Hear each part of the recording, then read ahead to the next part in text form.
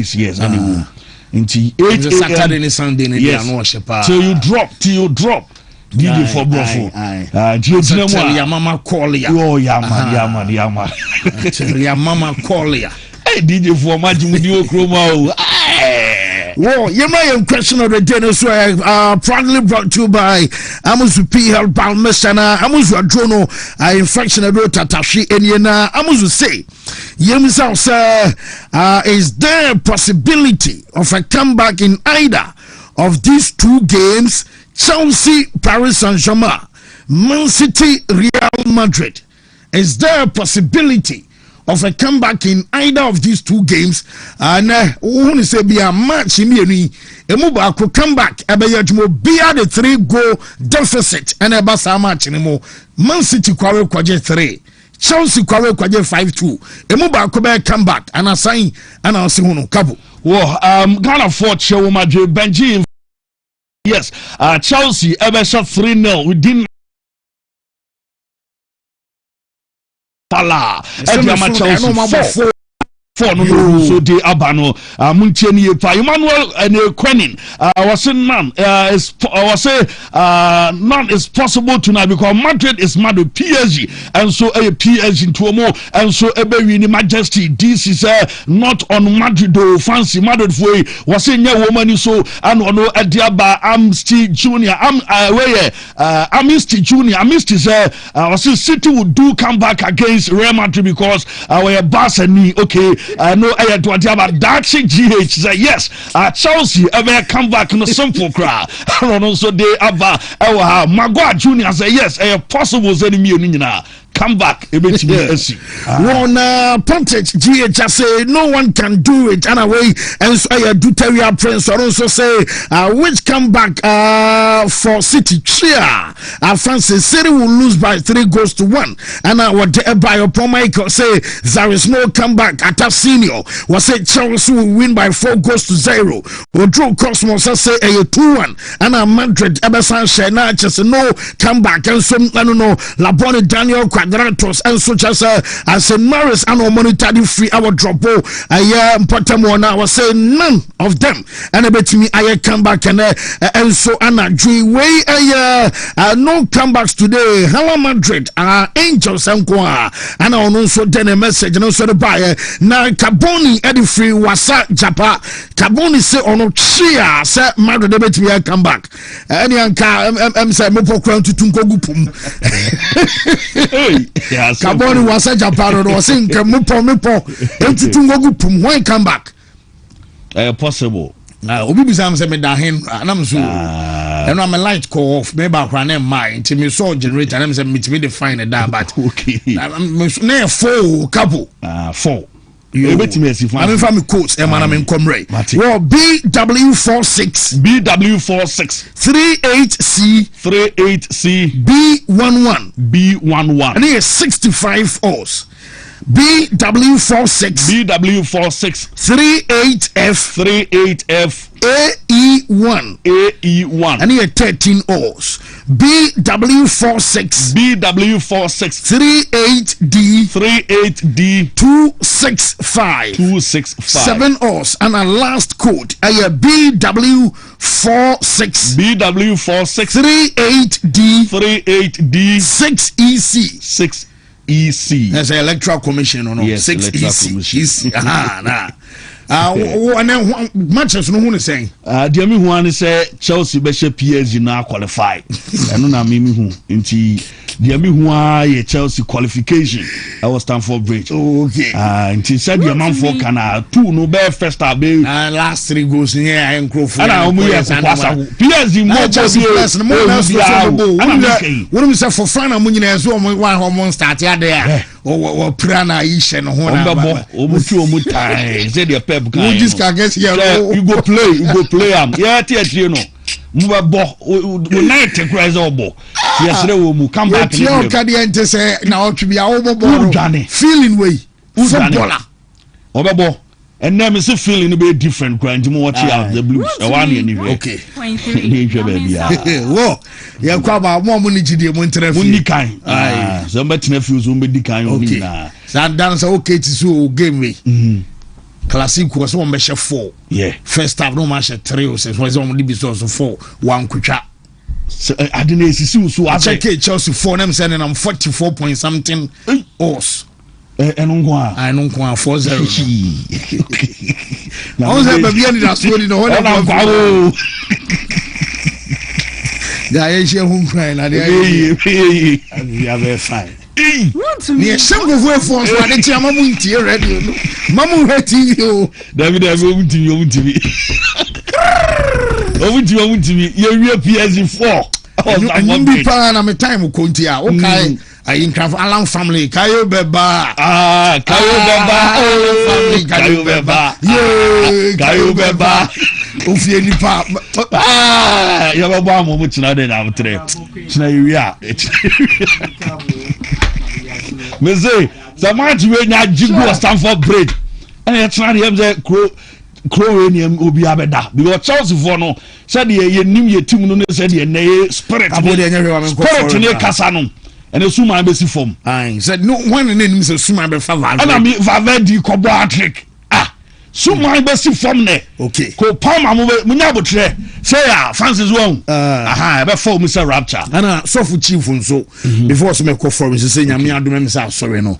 Amanfo aboa ma BBI Francis say every Sunday be a church service. Oh okay. Ebe ko so asoro na nka so for chief. We Mispa Arena worldwide, Mispa Arena worldwide.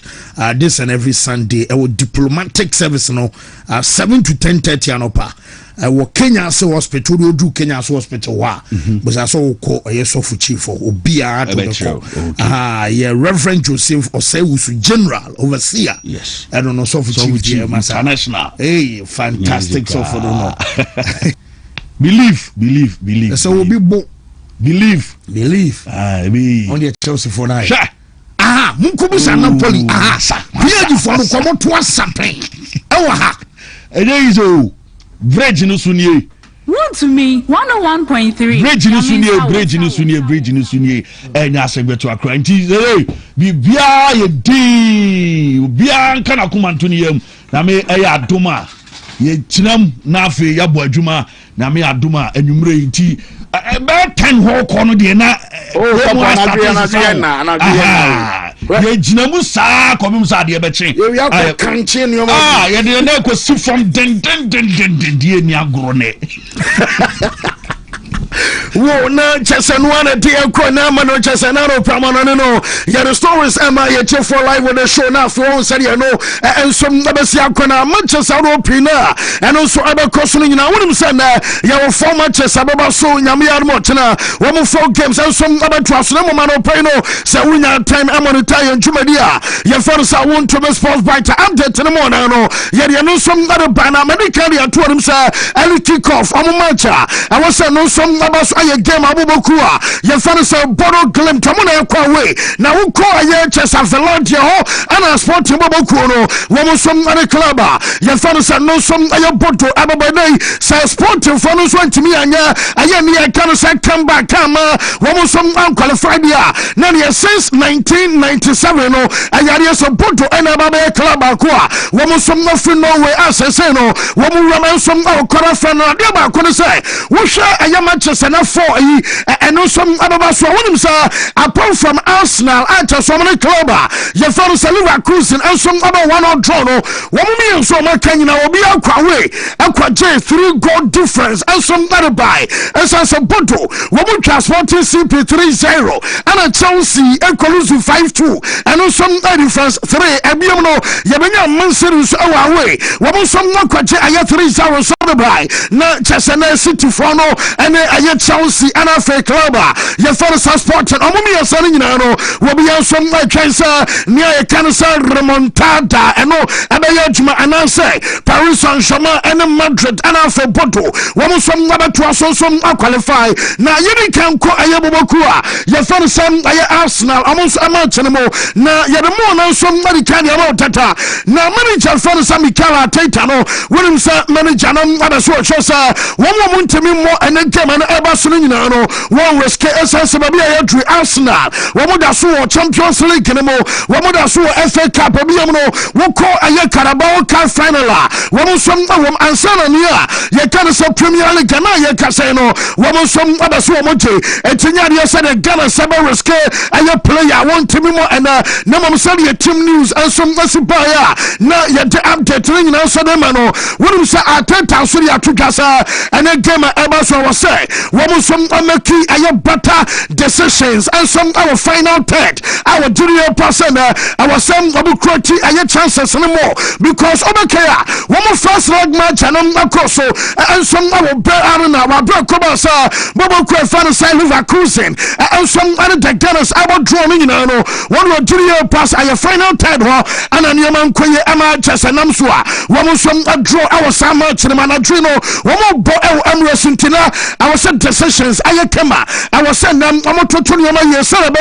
wo some betimi advance and some nadia akwa ni mu ewa brone wo hwe aye akoda na fan so Ricardo Calafiori enwa wonom ane manager na bania ye kan sam aye press conference bibia and some match sabia na ye kase no Calafiori e betimi start essence the moment abo sabia coach abana woni aye player and some aye press conference no ya na ba 98.9% sam kodano atumi start aye sa game tena akoba sabia wo sabia kodai and some start emane nyawo because boy no we should have playing time and then I'm a pure and tapie and some another position and some effort is a bono when you be a monster on some super dia then you said you be eating ho one more self fan and a brown cheap banana ball or hana be ball any attending no one shot down and some other country and so can say and then game about so can be also no what is some number to start and some other club your fan selling a cruising ever brand peno yare update and they are canning no and some temper now when said to me and say Man City for game no and no Barcelona a big game and I'm a dream. Yes, sir. We share. I just said you're right. And some others are qua. One was so much as 1 year almost so findings. I'm only a trick. I say, Wabra Man City, Everton, and some other Real Madrid, and so game Abasono. Almost over 800 million people. One other chess and a tree. One was bet me. I share. I am Man City, and some other Madrid gamer, and also some other cause. I say for the past base, maybe about 7 years in the Probiano. One some attention and cheseshano mushano bi and some ayin young pay now omo yama as a rivalry be ever beta ayam Madrid and some Man City woman time ever brano and Champions League and come na yake and so the moment that be omo taibono yama ma as a rivalry no and some bro and so the bar and to the American can say woman over 800 million pardon way and chesana drink gamer and some about some and some most viewed Champions League match so far almost some atmiaro koje na chese Champions League game say Shapano and some Man City and a club you find some Madrid almost no and chesano peria do something no and some banana Sadia Madrid omo training emra and some our tiad emano pay you do more na Barca Mbappe APA and your free 10 on abba aya petro so na manager Vara Balwa one some asresre na ni agye because na Mbappe want to know waba and what you Jude and want to know and some abani ate on say eya kodana you found go Pitarak and pay mekana some chiro now bueno mekacho say wobaso bo Edema Spain down so bo and some adama Morocco the women say can say Jude a player or conchan bona kodawe and some other body Madrid our fifi ono wo say Jude kraba akoda na enkonchan sana very aberuano wo some na adwe na jaminya no say many general adwe say and any problem sacrifice no and some our medal ebia enya na adwe na mo tena bi say koba say Serbia Madrid ebo game na was your sacrifice will be our mental Emma Thiago Pitarak enso ba wama sacrifice Arda Gulesh ama Cheswono akoncha ama Thiago enso abo game na dia matim no enom aye Serbia besi akwa yede aye update ni na debanti anadwe no based on your cross emra enso our training enso ani ade wonu se Jaminya no se goalkeeper no enso aye table kotoa wano analytics Jaminya no se we be start game no our post no and what no yebenya Trent Alexander-Arnold Antonio Rudiger Den Hansen any player you find us a Frank Garcia because emra me say monitor we say timer Frank Garcia some other ba aye pitch no so abe training our Man City almost stadium no you will say for abawa don san katana no na one Frank Garcia some that din koma and no aye baako mienu miensa enan bi ana na chese manager no and some other man koda no to say you want to and you must go sana ba kodia na ne chese Frank Garcia and some other starters game no and what Thiago Pitarak wobenya Aurelien Tchouameni Arda Gulesh and chese Federico Valverde one of the start and our mental team no now for Brian Diaz any player you find us Vinicius Junior one some ashani mo at the Amabokua you find Madrid dawa Branom I said the probable lineup and I don't pay no and on some city now Voa Bolwa Jamison coming in understand coach no wouldn't say why not just say and I was so can be as almost outcome sir one more crack really manager say the moment I know my just say be already cash at 3 into more crack defend and one have a hard jumper now the best one can you understand one more all out our brother the same commitment one more first leg go belly and no and some same and a tree one more ample crown one more so more commitment level no one more so pejam and of course so said last week, you know, one was some about first leg as our fear. One way I was Sanadri, and yet there, Man City, almost stadium, and yet easy because supporters, you know, one was some other bar, Serbia said your first leg as you call ye, one was some other swim yet Teniate, and the support Omutim, I was a Sunny Marino, and also some other Sibatondia, one more Butaya, one more Kuma Swadi, and one more Swadi, and some other say, one more Sabah share Man City, and some other way now omodi qualifiers as a Madrid one motto I don't know and no anya bibia adia Madrid as a club and so I come match bia mo omunim and say ya be show near to points no and some adia confident and agree the same motto and a club you for some Madrid and the call I am Man City one some game no na Voa Bolwa we be kai first leg and ya be story am I tell you will some ode Arda Gulesh and Mark Erling Haaland and now I'm about to say we monitor Erling Haaland na dia kobani nyina no sa wo mu se ban set pieces Erling Haaland enyo bi o target and some atwi ball at the tournament no mo etu hwa first leg Libya Serbia City ebo corner kick and Serbia City enyo free kick yana Arda Gulesh and a komake Erling Haaland na bia Rudiger nom and Chelsea denies nom amonso fa magay and Antoine Semenyonom because omutini e pasa woman attention for no ekomake Chelsea Haalanda that's as a waste of energy and resources and as a waste of material and tell you about Kodana market because we born a background want to mean promotion now omubusa coach and say Arda Gulesh against LT and she go na FPA baby ojina and so small bono bono shine obi a kawasam and obiam and banana na odi akodano and some akomake a player you find Erling Haaland and one canukra Avora Bawa say one more dance no so be a macro binia dentina nema Arda Gulesh mark Erling Haaland because compare woman who attended to into a mess Rebecca Yanchin Suma Coacha you found some Avora Abalwa and to get for Boyna you found Arda Gulesh and so eho was the goal against Elche was absolutely amazing. Was a great goal and really difficult goal. And of course against Haaland that you saw last week, we have to defend Erling and so many players that they are so tall. We are not really tall, but I think Arda did really great, and we will see. the goal against Elche was absolutely.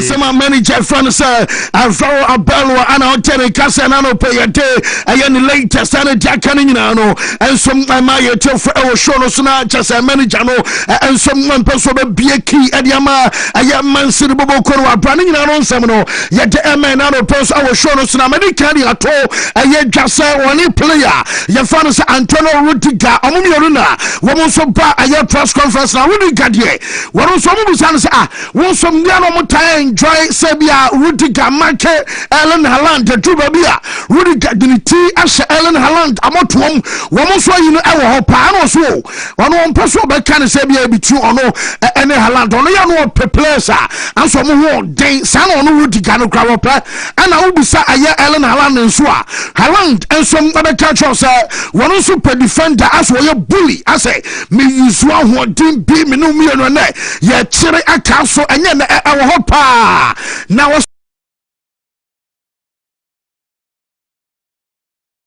Yana or Fusa a collective effort as a Hansen and a ball be a right back and a left back Omina Bois and a man defensively on your solid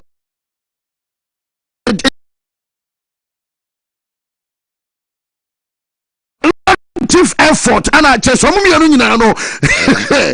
somebody have be a petition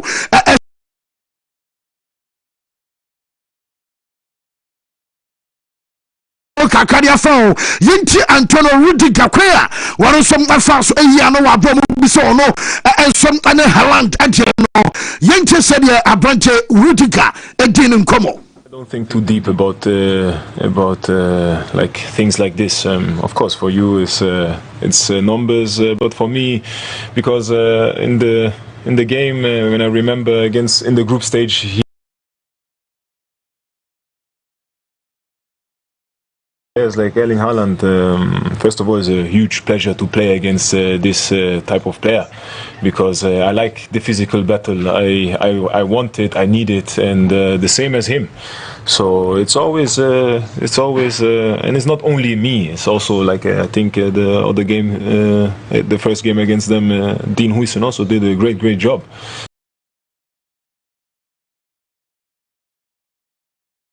I don't think too deep about some branch fan say Rudiga Antonio Anna Yadene excepts and some man on play live on the show Broadway a Wontumi Sports Buffet na ye shift your attention and call a Paris Saint-Germain one also borrow to Chelsea and a tree I was Stamford Bridge how other side game no and on some other question and come yes will be a junior pass a match and I offer the club your fan said Chelsea Manchester no pay no come on ya say Bani Adriana Jamina no pay no and some others at Chelsea. We shall almost quite dinner. Also, Yannick can be able to that because Emra will drop by some money near Fantasy press conference. I don't know. Attitude as a Chelsea captain. Your funny Rhys James will try now hamstring. You know, we also be quite Chafe, Gusto Suobiana, Hoto Dononi at the Manchester Peno. You're doing also by now from training grounds, the Minion Sassier and some others over care. Many Janabu food because I'm a first leg. One more away our part to France. Akobo yes I'm Chelsea lineup and some early key Chelsea final launch investigations one more penny power so there one on your Bema I just will leaky I lineup and some other central for much I am 8 hours to the game now Chelsea lineup leaky so way and some and start and no and I'm a manager your father say Luis Enrique Echa Ashraf Hakimi and some other Enzo Fernandez when you know so be obekobia pampe because Sakwanu China ebeye hu and some adama aye Paris Saint-Germain terminal now so we no kasa na no pay when say on line up SL Kibium we call aye Chelsea as well ya German side can say I'm say one shot Wesley Fofana ebeko bench and then Wesley Fofana and some ebeko bench yes Wesley Fofana no am so we be our muscle problem I just and muscle no what to pain to born a fan once now we are against a Newcastle Koya when we found some show go more beer no boy nam a for fan I'm only at not just one party them and some can say what's for fun on a pay yet this one about to me bench now when the partner and some our center banker Metisa Joel Hato ene aye Trevor Chaloba womu yenu ene be partner our 5-5 ensom ediama Chelsea team no na chese match we enya tosen adara bioyo match we enya Mamadou Sa ensom match na de eba no se sana na dwi ebeko na Wesley Fofana ebeko bench edia na ne Joel Hato ene aye Chaloba womu yenu ana answer now no ensom aye de eboboto pa ye de update na no some other my telephone we be kasa Chelsea phone and say we mo tie adebi ya ball na we mo head our center circle ho na o twa kanko na Caputo and the message area to Ganano dia we mo ball against Newcastle and Koba sa referee okojina fifi no o say coach ni edwai say enye de hia ni hwede ye na mo nya penalty kra wanye ana de wo hia na wo ye na ye say referee so mo som aye adwuma no bia pon we be kaya Maclattenberg no yate woma retire womu nyina so be criticize so woni abeso dan protagonist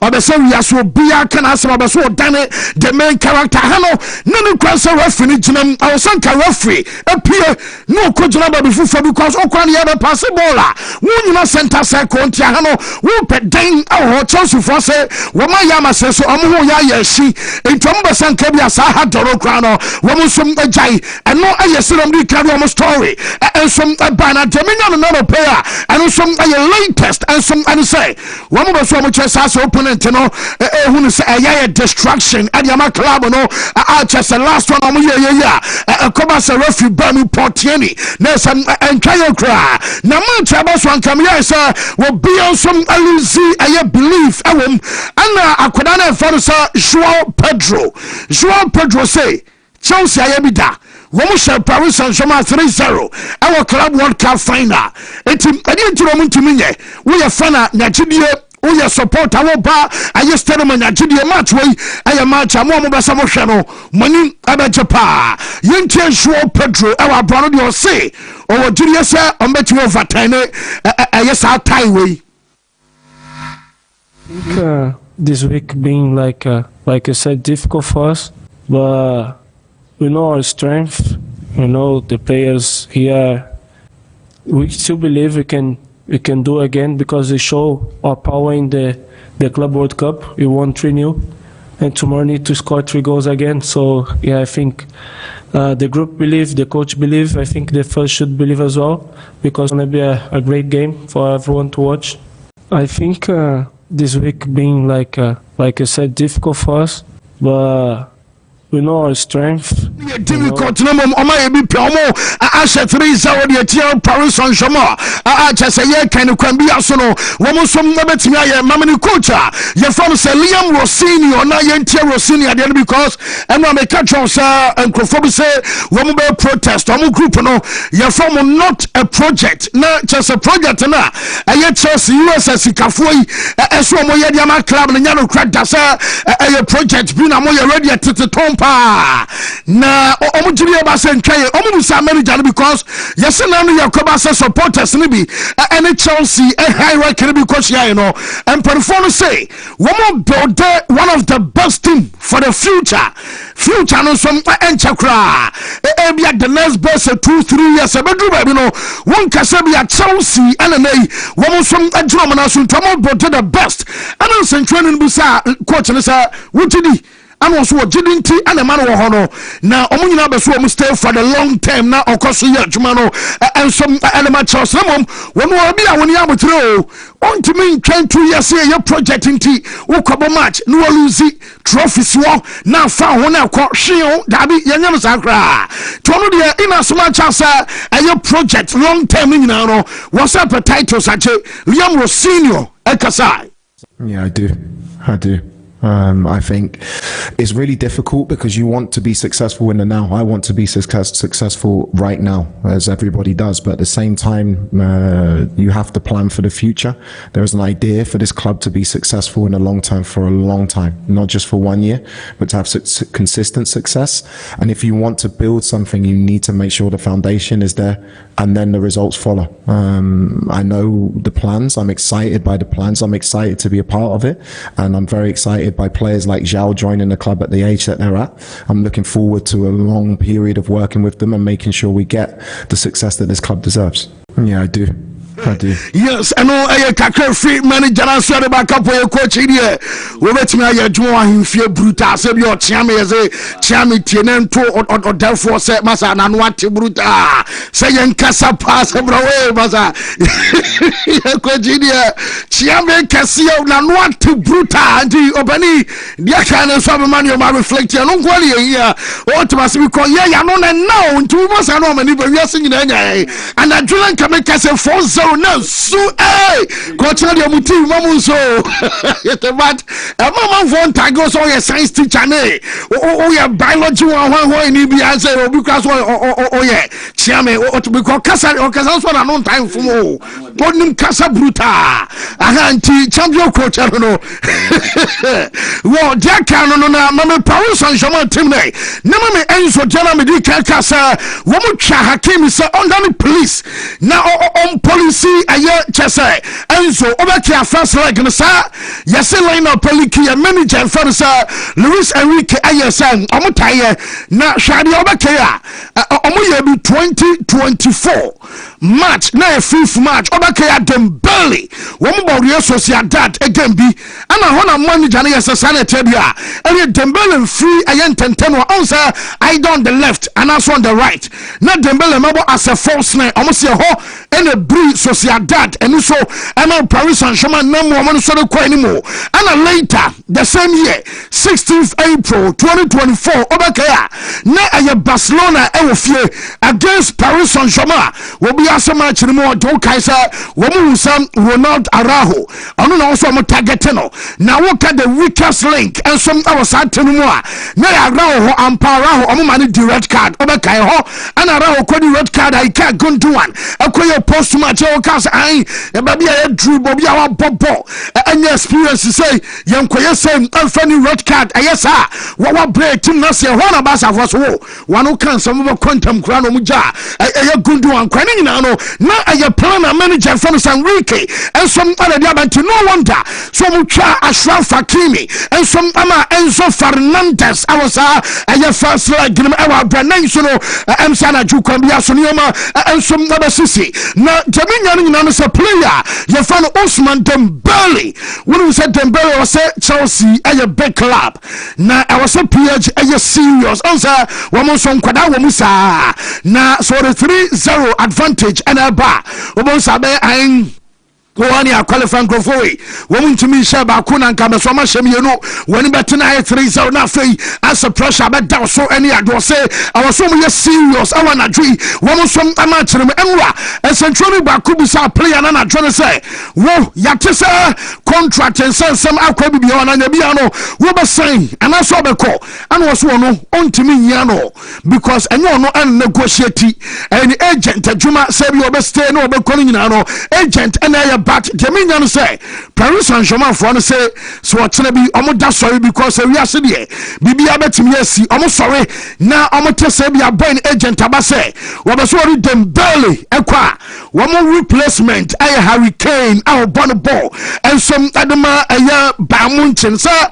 Kane so born drop it. So that Dembele so drop it by Harry Kane crowd was started and then ya what Tottenham Hotspur and ya call Bamunchi yebi England dominant set him Bama Sawona, Bama so much Kwana when Sawano crowd boy, agent Dembele, and said Dembele coach, let me almost say replacement and some other mano, Harry Kane, our Sinaka, and some other Bain, our Bruno Peno, yet I'm the Tabana coach, yes, Enrique same or one respect, and some other Chelsea and a two, or some respect, Adama coach, you found Liam Rossini and so Piaget Baswamo qualifier, and just say Omo Tempono. Womu pejam 100%. Womu teswa. Wan shadia ni any and some other timno. Na coach and yabisan so penny. And yabiano sa mo say Dia Madrid. Aye. Mobe some yabina mo Champions League no. Etwa so miensa. Na also mo greatest motivation. And some aye title no. Enti omo family dia grokra brand. Woman Chelsea. Boyinche coach Luis Enrique. Well, it's always a motivation. playing and managing those matches, different matches, special environment, and stadiums full of people trying to have fun. And yeah, for us as a team, it's and defending champions. It's a real motivation. We try to be focused on the important things. We try to be focused on the details, because details are always important when you play against teams that the same level that you. And we are going to try our best. We are looking forward to playing those kind of matches. And yeah, we have an advantage, but we knew, or we know that advantage could be flow very, very fast, and we try to get focused on that. Well, it's always a motivation. Disadvantage. Oh, but I went here through at any time. I was one more focus. I was so shocked, mommy. I let you come Madrid. Me no cause one team no. Woman I'm coming so I'm so by now crowd on board. I will woman so bar Ireland to the whole Anna club.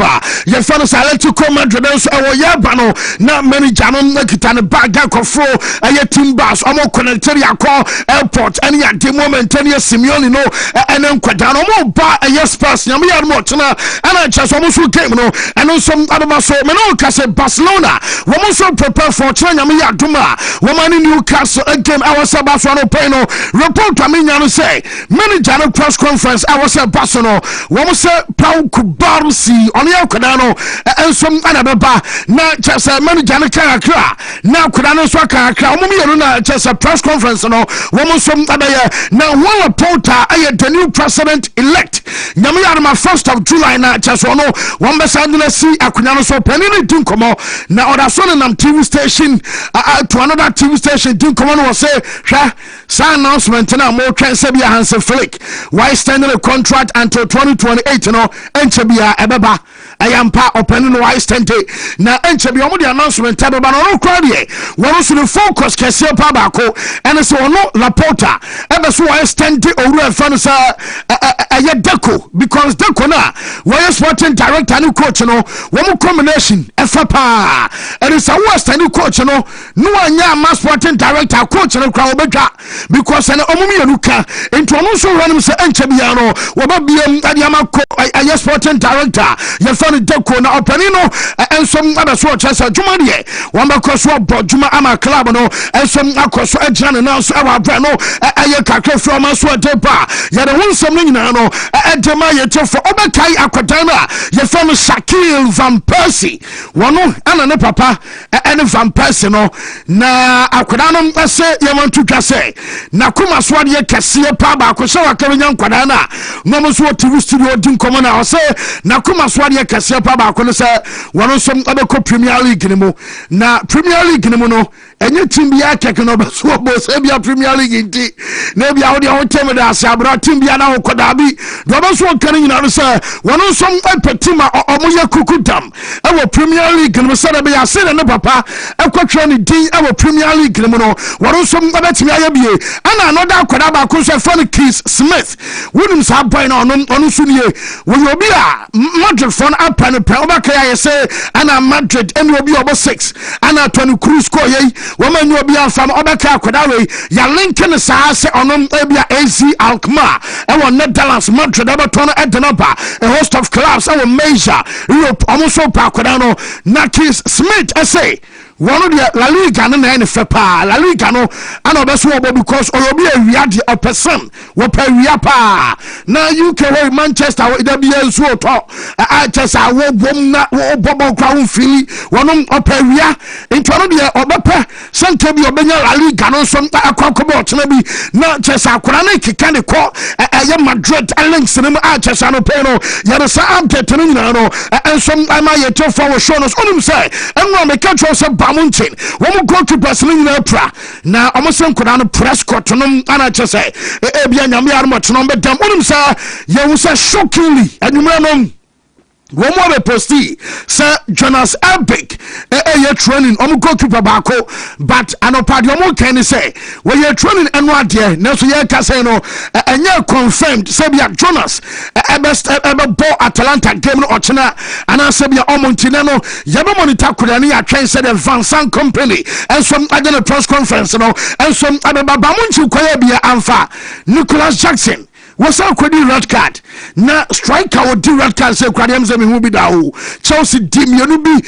just a Newcastle back club will come DB as I could DB na no ya na and say later crown lose the so kwadi red na enom ana Deminya no pen so almost 2 game ban no wonu abenya survey because amukọ kan anyeye enti against Union Berlin and against Freiburg ni me no nyina no Nico Jackson ebe service 2 game ban a wo som ade amana arches ano pen no ye no won no som ade elba Liverpool for mo so prepare nyame ya no chena wo mo Galatasaray and a robo Galatasaray crowd here medical about to so mo qualify wo mo president say wo ma players no 5 million euros Munko Chankodi say no. Achasa Mon say into Liverpool and Galatasaray qualify. And also Mon qualify mate says manager na slot open here bra. Watching Mon come na Liverpool and qualify no sama maya and then you consider go last minute. And I then you be Jumadina next season Biano Abekan wo. Woman so watching no come Galatasaray no be shano qualifier. Kwan be also woman and so about me sakeno. And no a latest aba anano peno. You don't some am I to from me so hosumienu wo kwa no to sumienu no aba. Per queen be na factory. One find the way and I think I find the way. Mukra must born in your face. 22 years trophy won't come. And then he don't hear say, woman title no, Yentil Henry, ever brought the former club. I won't come on. I always say, and I talk to Jamie sometimes, I don't even talk about people. I don't have to like it. Even myself as an Arsenal fan. But I surely respect it. That's the most important thing. And after 22 years, again, I'm not saying we're going to win the league. I'm just saying that at the end of the day, no matter how we're going to do it, I will respect that. And that is for sure. So, but you don't like watching the team? It's not about watching what I like. It's not about what you like. It's not about what my mom likes or my dad likes. I'm not in a dressing room. I don't know what they're about. I said it here, over there in that chair. We asked Mikel Arteta to find a way. He did. Simple as that. But whatever I like or not. You have an opinion on whether you like the football. I want to win the league 22 years. I want to win the league. That's the big. I always say, and I talk to Jamie sometimes, I don't even talk about people. I don't have to like it. Even myself as an Arsenal fan. But I surely respect it. That's the most important thing. And after 22 years, again, I'm not saying we're going to win the league. I'm just saying that at the end of the day, no matter how we're going to do it, I will respect that. And that is for sure. So, but you don't like watching the team? It's not about watching what I like. It's not about what you like. It's not about what my mom likes or my dad likes. I'm not in a dressing room. I don't know what they're about. I said it here, over there in that chair. We asked Mikel Arteta to find a way. He did. Simple as that. But whatever I like or not. You have an opinion on whether you like the football. I want to win the league 22 years. So I don't even talk about people. I don't have to like it. Even myself as an Arsenal fan. But I surely respect it. That's the most important thing. Fine. And after 20 and so I was shown so new. Now where dear boss, BBI cool, pa. But I won't all say Nana be dia kumpa. Cheddar, won't all say pa. What the man Trimuno, that won't Trimuno. Oh, Mesa Ameboa. I no cray. Unu Trimuno was such cheddar brutal. Na body send so papa. Oh, memoir. Or send a no send the kafa. Oh, the kafa come. The kafa. I said that's a skakao. I didn't know what to wear. If you know, say you want a engineer Oliver by na Kushi so we know his first when if France. So send me ben we the so bit me also oh ben me wo di mu. I am kufamu ana say oh ben me wo. Yeah. Mitino the many bia me so pampa was a cheddar pa opa mama rolling so mama no make oh there be I say me make bia chiro na say no me sa come back me boss akora ana me bisa say me boss akora ho fa bia benya bia no mo ofa me bisa say make bia chiro da so me nkam u page out na me say we dey na be dia say me no na me no let them one come for me da me hu sa me hu so who see that the boy, you know, oh, fly. No, me have a fly or fly. Fly or fly. Fly or fly. Elegant. Fantastic. We are winning bombastic. Fly. Only bottle power. No, the young coach in you. Wow. As a releasing more. Coach is a Wadana Cham, you will Casa Bruta. Whoa, I am not so new, Mumianante. A Champions League night now already know. Memphis commander take you off that. And you're finna start. Liam Rossini or Dicako France, somebody be seen or see. What is left? Your best so between your 10 year ma. No much else for your GDA. Ewenimo. Arsenal call Leverkusen Konya 1-1. Bodo having a very good scoreline the first leg at home against Ports, almost so with me and maintaining or probably on the far marginally echo at the space of Sporting CP4. But the person start to Madrid and City a game or City and Madrid. Yeah, who should game the dinner a big game. So every big game be no, and you may be one myself consider ya no wash your idea. And you may be one myself or consider my big game any game bay. Also, me catch or say how a game the coin abeloa Emma mi hun say in fact as a mission to 2 pa meka ho asem my renfi say already no Madrid early the game by 3 the score line and factor oh you when Pep Guardiola be consider train your moye the lineup owura from koba but you ban central for be catch say oh I'm not thinking about 3 goals or boy he's thinking about the 3 goals. Okay, every coach knows this. You are thinking about the 3 goals, the players and not in the game where you know yeah the psychologist bemuno. And you say do big game. Yes, a blaster ya tournament. He has psychologists. Yeah, players here. Obi busa so obey den. Aha, obey juma pa. No, yeah, obey juma. So, come out of the game where you think of the scoreline, but number 2, you think of who? Real Madrid. Madrid a very dominant side away Europe. Now, omono, on say Spain people be from eternal champions after first leg, Madrid. Oh yeah, opponent no one consider Madrid there. Yeah, not just say unyanye serious. Madrid is talking about this game. Abeloa should maintain that same lineup. No, Mbappe no name. Jude Omunjina be kakra. At least Madrid is starting game no. Now on share first half no cry no. How Abeko? First half no. Madrid should start without Mbappe and a Jude because of the tempo and the intensity. What is tempo? Tempo is a combination of speed and rhythm. Especially combining that with the movement of the ball and its relationship with the players. And you refer tempo. Tempo can be high, it can be low tempo. But here come Madrid and a Man City, they of course a high tempo. High tempo means there will be more tackles, there will be more runnings. All of these situations in favor of a free game, no more check a crowd or person sabi room. In Jude and then Mbappe. So in my opinion, me maintaining lineup we are now the call. Bia Frank Garcia beba be Mendy e dey free ho. Na game level nti o share rating now 5.3 from Peter. That was the first leg, Meaning say level we say on count he doesn't belong here. But coach we can get the best out of few players bia who say level we omuni ha but mama a level of performance we say and as a performance a level we say e demanding. In this perspective, I'll be talking about players beyond Man City as a Pep or your more Juma. First leg, no man whom we Nanyomo 4-2. Game na ya can one 7. Your players be my established more level, we say. So they don't need a lot of things and son of who game no ebe basono. Game we Bernardo Silva was so game ne die or any so. Robin Diaz or any so, Rodri or any so. But Pep try ye. And Kubo be a Yedibiano. Yes, we've been here before. And now we are talking about Pep Guardiola. How about the squad no? Yo, and none of me dahono me share Pep squad no. Some of the squad no players they are now knocking on the doorstep of elite football. Antoine Semenyo testing the Champions League last week. Magay same. Because Bodo the so man Kobe. So gay no more Champions League be. Now your command make can your crowd be in group stage. But Madrid never fear no. You are overturning the tie home command 15 times. Yes, I'm on Ebano. they are coming with 3 goals at hand. And who mentality I'm here for this game.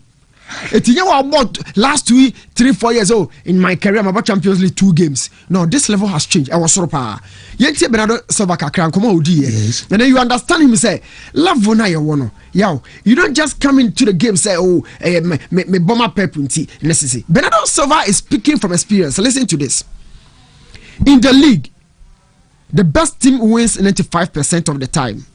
In the Champions League, the best team doesn't necessarily wins. It's a competition about emotions. Y'all share a hundred son of fast terrorists to emotions. Okay. It's a competition about emotions, dealing with emotions, little details, mainly in the box. Okay, emotions that was but my emotions a very, very, very dangerous composition of this game. Emotions but you breaking in your too happy, too angry, or too sad.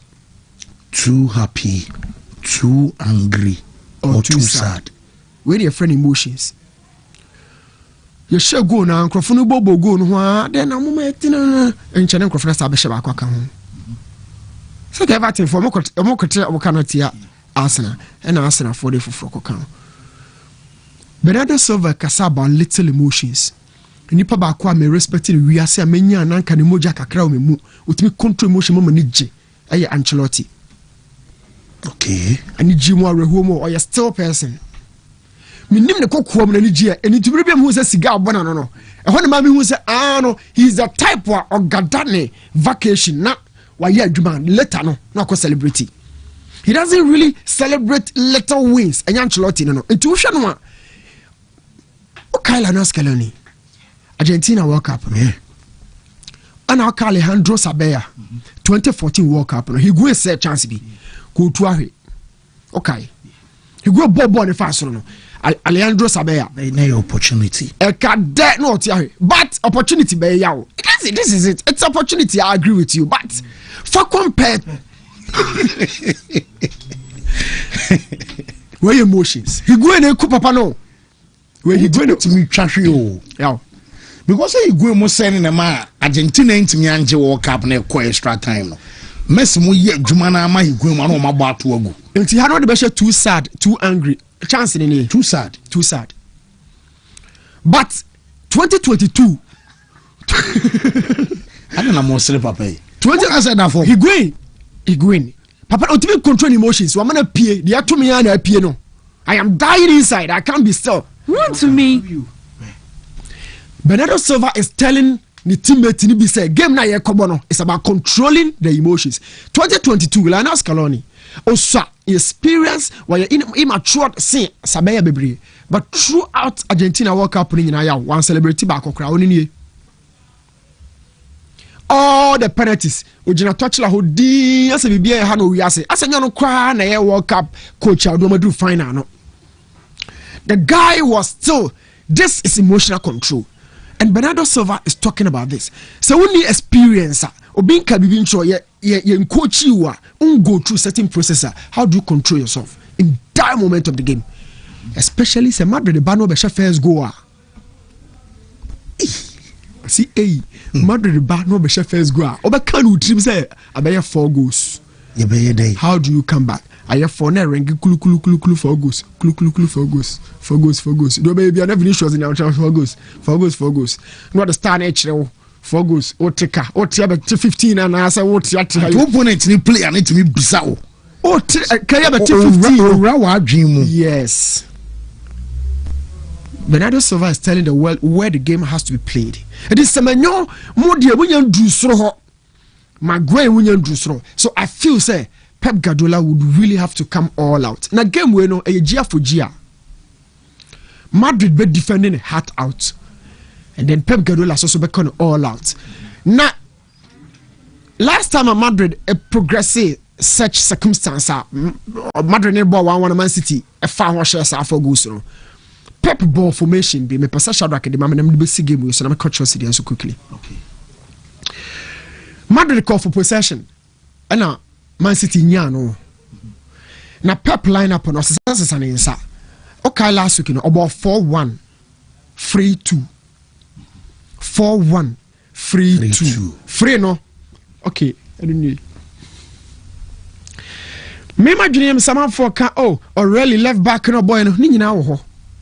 Semenyo oni close control. The first touch in yet playing against deeper blocks or bread. It be around Shaki Bebam because technically he's gifted. He has a very good relationship with the ball. And in close pockets, Ryan Shaki can maneuver the waist out and create a lot of chances. Listen to this, y'all. Pep Guardiola in the first leg and your creativity, the man Ebrayo. And your creativity. First 15 minutes before the Madrid first game, Man City and the best team. Doku was the best player before the goal. First 15 minutes. Yes. Madrid, how many times now Man City bar box room? Man City came, but no motive for one internet. So me, I am not thinking about creativity now. Name I am looking for protection for Rodri. So protection normally at TV so dia mameno. But protection about alternative formation kakra. E continue way to akabeme de. Hwe we no de share Madrid 4-0 no. E no obo Carl Walker Diaz Manuel Akanji. And no man Rodri protection of John Stones. Okay, so no call 3 back. 3 back. Oh home. Mo eno de back no support to Rodri. It was a formation assessment.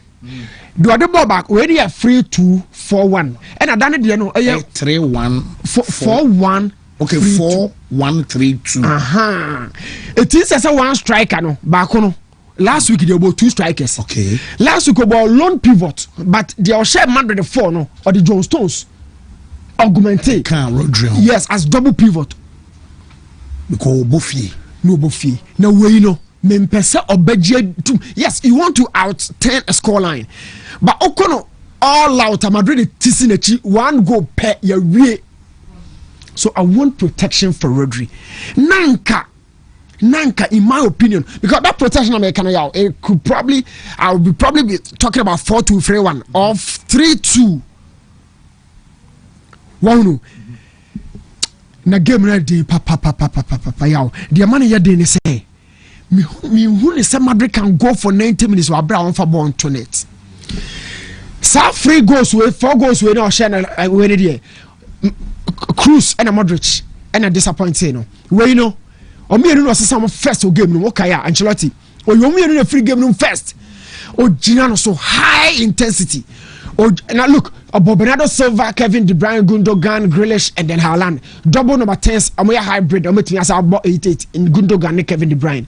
And about 2 sharp wingers on the channels. Bernardo Silva and a Grealish. And the Haaland is not top. So only say Rodri protection, but for creativity, for playmaking, he has about 4 players standing right behind Haaland. A 12 box room, Bernardo Jinawachi, Grealish Jinawachi, boy, you don't need to drop deep. Intimacy Pep on struggle by creating or making chances on struggle. My fear and your Rodri now born as loan no. Madrid TCH loan no. Rodri moving away or unikakra or fringe long term something by Isio. Now Cobon on Kwa but about a honey me problem cry and yet out near boy or really not born cry. So my little fear for Pep now. What him say in knockout phases Madrid in their history or Masha free or more goals no. The previous 2018 you know qualify common I'm qualifying in our common they're also 29 on the second leg in Akai. I don't think Pep Guardiola can stop Arbeloa. But a suffer to progress night for Arbeloa. Look, yo, some of my young coaches Arbeloa in a span of 3 weeks, why Jose, what the Pep Babes also?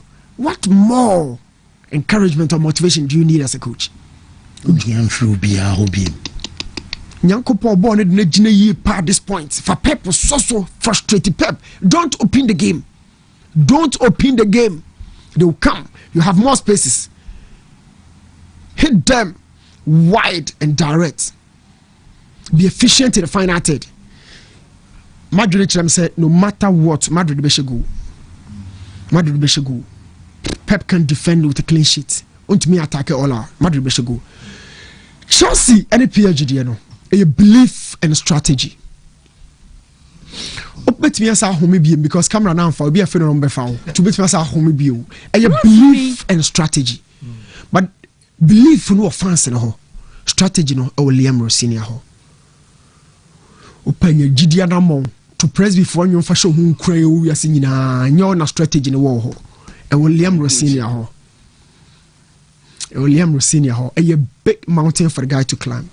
The imagine him say lineup Sakakra James will be out for leadership, for organization, everything he has in game no. Gusto de winim na omo ho be chiro mo game no pa no the 2 DMs no. They will lack telepathy. Chelsea for be game na wie na omuntie se Marija taka chiro mo be kasa papa ye mfimfi ho no ene ye mfimfi ho eno kwa ne nkoma ne obedi na mu firi o be come laterals no so. Especially right back ho no mo kasa be kasa pa. My key problem is say to outturn a 5 or 3 goals, you need to open up the game. Yeah, how do you open up the game against PSG? Against PSG, I won't concede. And then let problem, Liam Rossignano. More so, it's a new partnership, new combo. Our method, no combo, no. Romeo Laviane, Caicedo, and the Chelsea understanding will play against PSG. Vitinha will control the game. PSG will switch to full possession. They will not go for direct game. PSG, listen to this again, boss. They will switch to full possession. Frustrating. Yes, they will allow Chelsea to run, exhaust your energy. So Chelsea nya one chance kwa anymore. Palmer Neto, João Pedro monye more clinical. Could Palmer shot confidence last time out? News about is very difficult. So yeah, it will be because issue on the problem, be massive problem. Acquaint them. How much I say some lineup question Wontumi. Acquaint them. We have them acquaint them. So PH be progressive. Chalo Bane Joel had to the okay. Well, Arsenal the end Arsenal be progressive. Bodo be progressive. Okay. Mate, new me that say. Meza Bray. Yes, on a Champions League night, a lot of things are expected. Shockers, surprises, and are the obvious. Especially playing against teams first leg and then your mansion and Kuyan. So for 4 games today, games are expected and you may be the frame. Me can you about the shockers, about the surprises, and the obvious. I think for the Arsenal game, it is quite obvious. I don't see how Bayer Leverkusen comes to the Emirates. About frustrated Arsenal, Arsenal by 2-0. And yes, ANC. But against this Arsenal team, that we really know the kind of quality Kutomo. But let's not forget that on a Sunday too, they have a game against Manchester.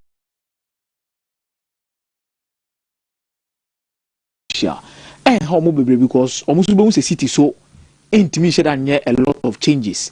When it comes to baby Omujina say fighting for a comeback against Real Madrid. So it's a matter of priorities, but I think for Arsenal, main Chebe was a game I'll be very surprised if Leverkusen could Arsenal film. I think this is a game that Arsenal will win. And easy walk in the park. And Arsenal be easy giddy normal, but Arsenal will find a way and qualify at the end of the day. I wouldn't spend so much time on that game. But the Sporting and Bodo game, one game me who says team back wa obetimate tibodo for ne back pa Sporting CP can won me adum enumere.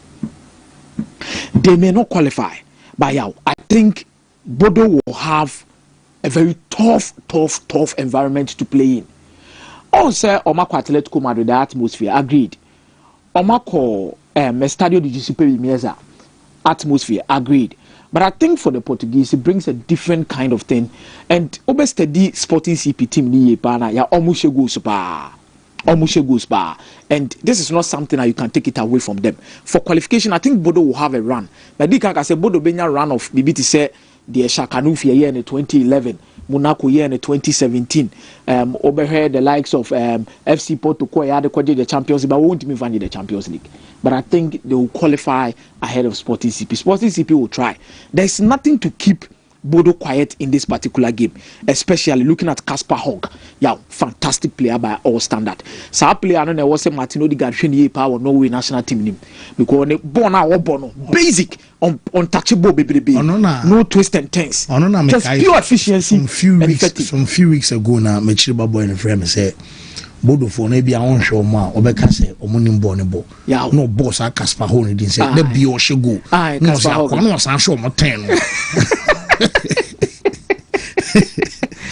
was I say akwana wo share sabodo for 10 no me be say menya DNA enso ema how got Jans Peter Hauga omo ha dream pap we shepe e wo so we nso she yaw sa Casper Hogg ni de ono kwa no this season nankasa no okay a lot of goals are washing na the shot 10 no na ni Odegaard pre position on Norway national team. Casper Hogg is for the Danish national team. I only push say on only be room for the World Cup. And I know Rasmus Højlund more Juma so make keeping out of the team. There is no way Bodo are not going to score a goal tonight. Wow. Yeah, Obo should go. But I think for Sporting CP, they will push, they will knock on the door. See, a starting game maybe a first 10-15 minutes. Who's a Sporting CP lead by 1 goal or 2 goals, but Bodo will come in. Bodo will find a way to qualify at the end of the day. So discipline yaw. The amount born here feni say omu nya nyoma mane mroso, omu nya stylish football team bia old fashioned football, basic 4-4-2 defending in attack, pass and move, exploiting spaces abeja wo no mo de ball na to net. Efficient. She go na omu sheti a Inter Milan no mo second goal no set. She how omu combine the passes no. Or ball cross na one touch or peja ball then half volley ball in the net on your wie. Sporting will try, but baby, and I'm spending much more time in the 2 games in the Bebaso. May Chelsea, PSG, the Manchester City, Real Madrid. Yow, for Chelsea against Paris Saint-Germain, my Chelsea track record lima free 2000-2001. Eba besi 2025-2026. Meaning say yen shebe the last 25 years in the Champions League history of Chelsea. Oma Jimutu, in terms of comebacks of teams are Oma share holders of the UEFA Champions League and they are qualified their call minimum after going down 3-0 in the first leg as he once. Deportivo La Corona and the Editia and AC Milan team in 2003-2004. AC Milan won the first leg by 4-1. The second leg in the Deportivo La Corona beat AC Milan by 4-0. They qualify. It has happened once. The context of this whole Chelsea setup and comebacks, and you knew about Chelsea because you will be. Nemom impempi na no said your mokano na intensi bebre. In the history of Chelsea and comebacks yaw, the most significant one abeka ne say na gab ni muso at Chelsea over 10 results no. Obekasa about Napoli game in 2012. Where first leg ni wie by 3-1. And Chelsea be equalize 3-1. And extra time Chelsea winning by 4-1. Aside that, I have not seen Chelsea go into a first league game, come back strongly, say via second half no anyway the aba betete ashomo pasa derby. It doesn't happen. The Kwakosi opponent in the ground so against Barcelona. That game at Barcelona leading by 2-0.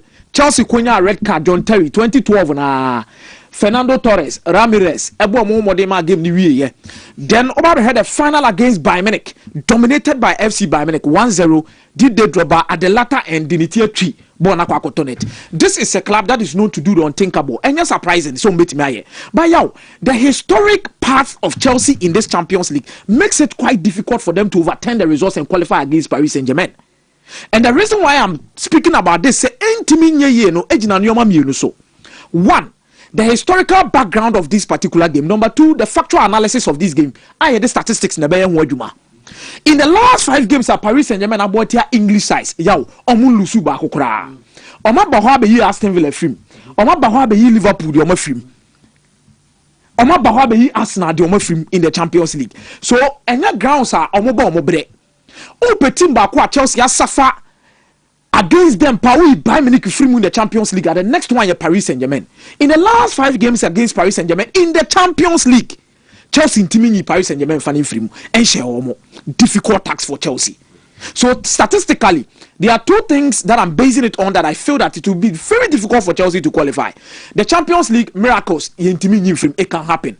But I'm speaking according to stats and what it backs in this particular encounter. Now, yo, me checkers had 3-0 now. In the history of the Champions League, England won. A team back open Ayebi. Liverpool. See a question by 3-goal margin. I don't mind obey Liverpool didn't hear there. Obey Barcelona didn't hear there. I didn't film. But you see, before Chelsea does some of these things as don't think about, yo, look at the kind of players or Modi Omoye said Jumano. Oma brewa Champions League. You see, football, my make sure I did be say yo. Tembi and Bompire is a football doka. So football doka, there's always one time football will definitely pay you back. For example, Thiago Silva, wa Champions League Wontumi nyibi. Football delicate then Thomas Tuchel comes to Chelsea, then he leads Chelsea to a Champions League. Wagye trophy ni the idea Eddie seen now so. Now before Chelsea played the Champions League final in 2008, ya no ma bre papa.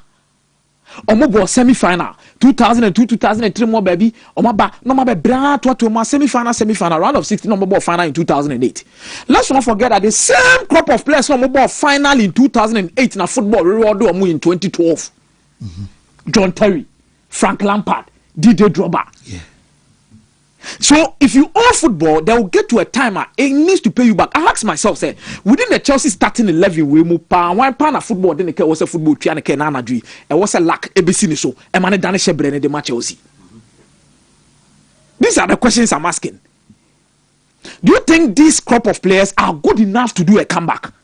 Yow, you can't rule anything out in football. As I've said already, it can happen. But yow, me heard Darrell Hatu. Michel Sanchez. And yes, Chelsea team is a Paris Saint-Germain. So club work promotion more three. What did they mean? But different competition that has its own rules and things. Until the American say, the interview now, Bernardo Silva, you know, or say the Champions League, the best team doesn't always win. It is an emotional competition. Do you know Chile Musa? Otie Rudiger, release footage of winning the UCL about 2 years ago. Dressing room, Chelsea ball game be a Madrid yomo. Also, I'm call dressing room. No, I'm Obusa Kovacic say, bro, how did this happen? I'm not Kovacic because this is Real Madrid. Also, about Real Madrid, no, I bet to say, meaning said this is a competition that does not solely follow order and merit many of the times. It's about how hard you've worked and place yourself in a position where you can get results. Chelsea bet me win the game in the number. It be a 2-1, it be a 3-1, 4-1. But yeah, I don't think Chelsea will qualify ahead of Paris Saint-Germain with that particular 3-goal deficit. Then for Manchester City against Real Madrid, no club in this world has ever overturned Real Madrid's watching the first leg 3-0 that. Ebi see that. Ebi soon Chelsea ebi soon timi sin yame adome na anadri. But Manchester City is in the same position as Mebuza Menwi. He say yaw. Me catch was a Chelsea team here that way. Chelsea bet ma shetreba buza say Chelsea bet ma keep clean sheet. Oh, question no. Chelsea train no Ja Pedro wa she 20 meboa. Babu say Chelsea bet ma keep clean sheet. When was the last time a Chelsea keep clean sheet? Chaloba won't say. What you say? That is the same problem applies to Manchester City. Yow, City and you bet me share Real Madrid 3. But my question is, say, City team won't make keep clean sheet against Real Madrid team yana. That is the question. Ruben Diaz, Kusanov, Yow, Nico Gonzalez, Bernardo, Betima Soja, Gidi. But in the transitional phases of Real Madrid, yow, how animalistic they can be, especially up front. Bellingham, Mbappe, Swabeka squad, no. Yow, I don't see how Man City will qualify ahead of Real Madrid. Yow, and I do Real Madrid will qualify. It won't surprise me too. Say Manchester City should win a game where maybe a 2-1 or 3-1. The issue is these two teams in England almost show one significant trait about them. Omunchire bibi a cheso beti make keep clean sheet. Omachire bibi a cheso beti me dey goals. By saying you keep clean sheet, no, yeah, it is difficult, and that is why I believe the first 2 English teams will be out tonight. Ombekofie, Nadia cannot to Aswako. Arsenal will find a way to qualify at the end of the day, and Bodo will join them. Okay, well, me I say, Miza, my memory Steve ho na Iriana Mike and so about Steve. A lot of stories now they are good. Now and the focus now the 2 games are of huge interest. Now we come about Liam Rossinia, Kasa explaining a lot of things. Yeah, I'm sure first league in EB, and the only hope most Chelsea fans are at the fact that this is the same thing. Sure more club World Cup that is many months ago. There's a reference a Chelsea side that I comebacks in the past, but our team need this team no difference in their personalities, characters, and winners. I think by far this may be Chelsea's weakest assembly of players. Some of the players have been winning. Now, show my backline, the goalkeeper and a laughable. And if I'm not overly critical, I feel maybe one of very few players in the bit making into this current PSG team. The Chelsea team ne PSG game no more boy, contest no. Now team is a gap room. Now Liam Rossignol would want to do the comeback against PSG. How can you open up and chase a lead without being vulnerable at the back? Chelsea no will lead already. Are vulnerable. Now they will have to score 4 goals to stand a chance. How can they do that without being vulnerable? Wontumi. Nti kasi corner player by player near fix it a combined 11. Yeah, one shot Chelsea in a player crying in the starting 11 based on efficiency. Waskelia, Pedro, Dembele, Joao, Pedro, Neto on the wings, Bacola, Vitinha, Neves in the midfield in terms of efficiency. Nani you can say, and never be a Chelsea France never team a midfield or Mecca because those boys in the middle for PSG, they won't let you have the ball. Now English teams no be 6 in top 8 so England for it's not about quantity. It's about the quality of football in your team. And so far about first league in the the only English side of standing a realistic chance of progress Arsenal out of the 6 or 7 teams that is Arsenal. So Chelsea are be in the past, but this generation of Chelsea players PSG will come to the Stamford Bridge and win again. Any game I will tip Chelsea to even get a win. Say be our share 1 be consolation be 1-0 and pon 1-0. And upon now we have story about Louis Enrique Kase, the English league Farmers League. Also he's full of jokes in the idea a winning and a P. In the route to winning the UEFA Champions League. Look at teams are clear. Last season, Aston Villa were one of the finest teams.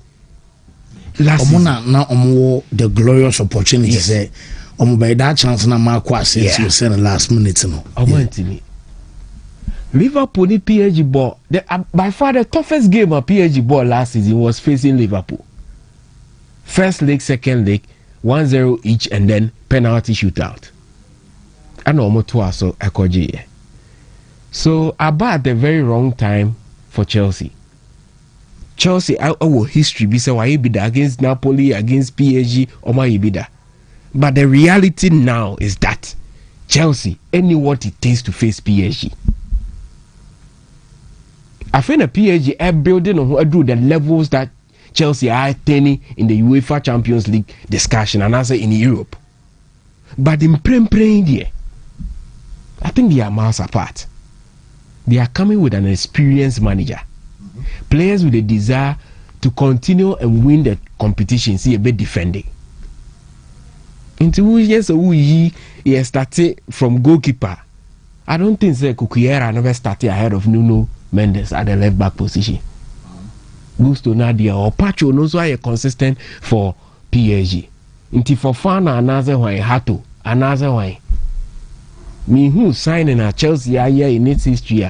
What bomb for no doors to change? Ni o masa say omo we chire ho. Omo doors ye pa. So Chelsea will chase for the lead with Garnacho and the likes. But you can't chase for a lead without being vulnerable against a team or a threat. All players they have everything at their disposal. So I feel PSG will continue to win this particular encounter at Stamford Bridge. Now to Etihad.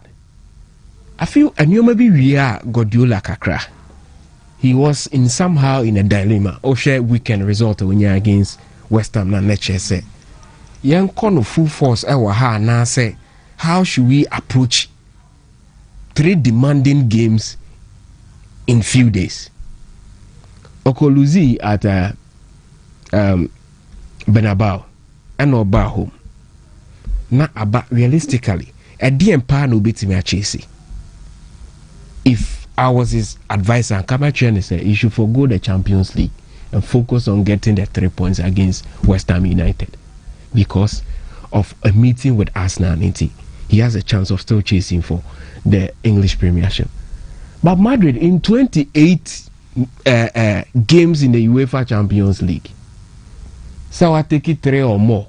No, be over 10 in India. And possible so be beating me. The only thing that Bema Madrid as coming to defeat the Bema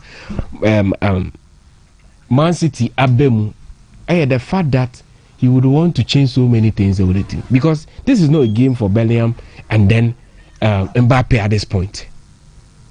When you introduce these guys, who reduce the efficiency of defending, and Manchester City will be chasing them. I think Pep Guardiola got something wrong in the first leg with the lineup, no Sabino and other guys, Biana or Mu Ebubi. He would want to make up in this particular fixture, but Madrid are Madrid. When it gets to this stage, it's difficult.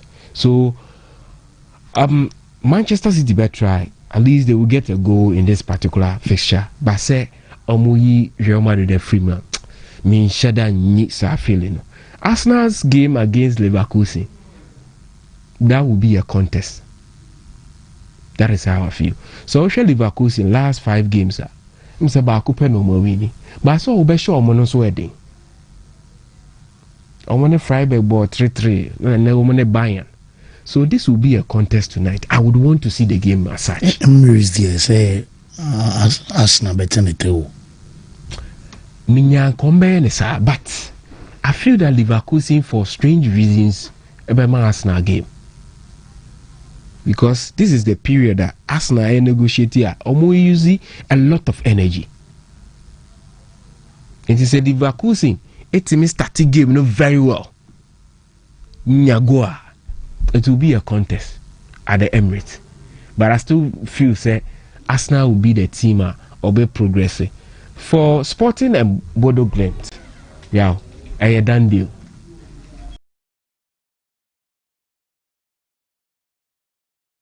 Inter Milan, Atletico Bilbao, Atletico Madrid, and then Manchester City.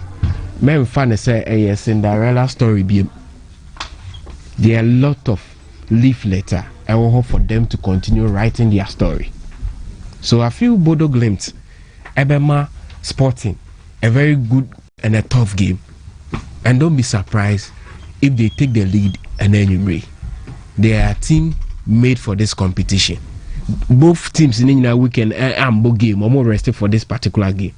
But I don't see Sporting qualifying home record, our this season's campaign. Group phase naturally said they are strong at home. But the Bodo they nominal. And yes, something you can joke with. So I'm going for Bodo qualification in this encounter.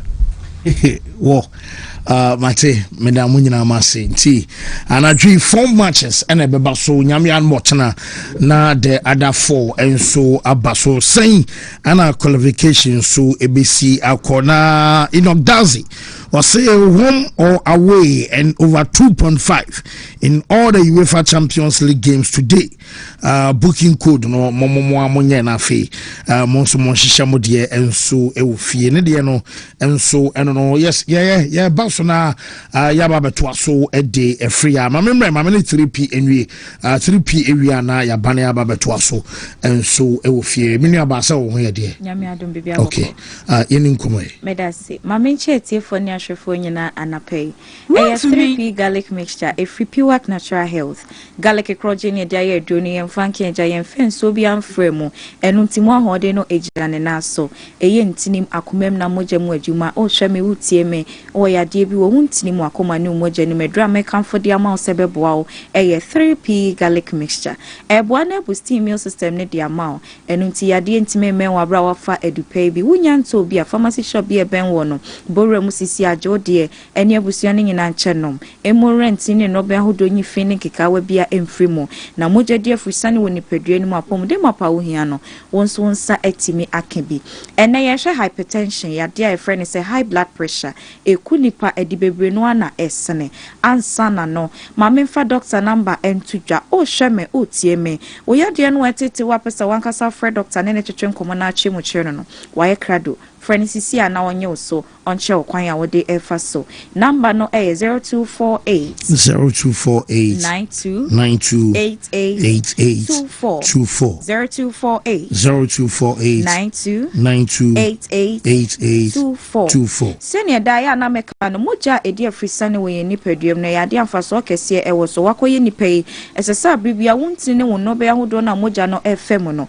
emutime deda ho se de be ya moja betime edi afrisane afema ko nipadua na kwa bebia hia moja bia na dwumu asese nipadua no edi no eno nso etimi edi se moja eni afrisane amfanti ne no be ahodo wo nipadua no mu ya anko nipadua na kwa bebia obon setimi kofa yade pressure ediba ene ka ne se hypertension or pressure no wako hospital yese ewo shro anasa wode no adru bunu mu okun a enko ewo stages ebia wode na fe na ahase ana wode no ayekese abro so okun a enko se ne wode no akon akodru bia edru a onum ne ne ya eboa ate pressure ne so ama na ba normal 3p garlic mixture wadwen ye se bia moja na ado so woni padua ni patwa nya sa na etie moja no a entimi ne afrisane ewo ni padua ni mu yie no ena aboa no akofa sa pressure ya de no ediaba wonya dupa bi na no no mu a ebeboa sa ohaw no nyina ede afiri so toda yankasa yesuban no ya na eka ho ene kotwe ya de ahodo pi edeba anadwudi ya etu yafu se yenyan na yenyan no ewo nsunsu asobone woni padua no so don kudumienu aduane bi ade ma obia wudi wo wie ya wada aduane na bede mpo na digeste na nkampese moja timi adi afusane afa ni padua nim se de se ebasa emwa wapomde ekofa yade ahodo pi ene deba wo mpesa pressure yade betena wo so na atwa wo nkwa na so ntem dia per 3p garlic mixture dro ya chi kwan ne frase no nom na emwa enyi sa ohaw no nyina emfa emfiri wo so ensante nom na ye tufu na wo de wonte wo ye oba wo ye bema wo de wo ho atoso na asisu dwedwedwe no wanom etwontwum ntini efon wontini no enya sunsuanso bone wo so emwa mamoja entimi ni afrisane ewo ni padua nim akofa pressure yade ediaba 3p garlic mixture ni edru a wonom na ujaisa suban na beboa eyiwa frisa ohaw ni nyinemu eya ne esen tufu se susudi enchene obu on mokoto aduane kosu akra na wochi a mede meni pressure ma mefa nchini bebre enwum eto tache maso ya wode bisa wo se reni padua nim nsunsuanso bone be na enya sodium content ni ebi wo ni padua nim dada na senchene no ebi wo ni padua nim dada demo na wodi nchina ma na do so abro so no sodium content no do so eba saje se ni padua no esan twi nsuo foforo net mia flash sanchini bebre na abam ni bi aba abonten ensuo foforo na ni padua no etwe no na the pressure aba walls asoso blood nim no eso mesro so ho so yete ho free enchini bebre ne ho na per 3p garlic mixture du baby ne frase no nom na emwa eniwa kejina mu ewo kwan shonkokora so ensu a enyino pii no so yente ye ho emfiri ho se de enwo enyino kra na disi wabonsa na ada wudi kosi awie mu ana ne kama fefefe sa na nsuo no enya nsunsuanso bone woni padua no eso ntimi ma moja ne ni afrisane ewo ni padua no mu yie ena pressure ya de enti akofa tipa ya no ode ede abroda bia de ahye migraine ebia na enye migraine ya kana srobe ne betimi abasa pressure ya de no esunsunsuanso bone no frase ehunu ama ho eya omredemre ye about so ohumi a ensisi so papa ana wakoma bontente wo se ebone periperi wo ebibi ketua bia na wa breast staircase kra na wo fra ontime na wo te so saa pressure ya de no sunsunsuanso bone no ebi no ede ni subidie na abro na moja entime ne afrisane nenti edro ne ye 3p garlic mixture no bi na emwa enyi sa ohaw ne nyina emfiri wo so da bia ye ba ne ye kam enye ye dro ne nom ne tonko na ehia ye wapomode ne da yakoma so ye base na home remedy bi wo ho niam bi wo ho na ye ka ho ne boa yaresa na ye de tudwa eno nti home remedy wo ho ma pressure ya de no ye dandelion bitter leaf na kakadu kakra na de betum dandelion Odilon bitter liver ye won no fafra fa kakadro kakra bitum blend the fire won so no nom ne sa na wotwe me ensantem no ensachai papa ebeba apomodene so afa 3p garlic mixture na bodi dwuma bebre ewo nipadua nim said the garlic wo de aduane mpo na odi a esan yade pi no sa na edrowe etie edro mpo de ye mfansi gya so na emu kosa wo koto a shade bi nsoma me ewotuam ehwa ebo garlic ye da ho ne ye kokko ena ne ti no eye kokko nti edu foforo bi ebefa de a chew say garlic mixture esan yade a obodi na bi ne mesrew ensom hunhunu ne mama boboso yi wadru ne ho enye no akọ woni kopin so benya no bi ansa na wato wadwene ye won tanta ebido ne abrofodro bi de wato sunti wo ye de anum ya ka ho no e ma ne ha wo de to adru ne nom onum ya 15 minutes adru bi a wo bi anom ka ho enkofo ha emre wa pomode enye na oman mu pharmaceutical shops ene herbal shops nyina bo biemu a wonsa etimi ekebi me sorry so no pay dia doctor number na me san body atwa to me sofa number no a emfere sene yade ne tie bia chemu chere doctor na omwa ewo yade no ehune number ni bio eye 0248 9288 0248 3p so ewo to a ehwa ebomu garlic e da ho no eye kokko ena ne ti no eye kokko mini abema medema no s wo yana saying piwak ana de 3p no aba edwa so baby a obi a kwa obenya bi atona wanum ebeboa pa why kese ama bro so asma bi na aba so ne ade nyina no eno nso ebejai kabo Anzi. Ti.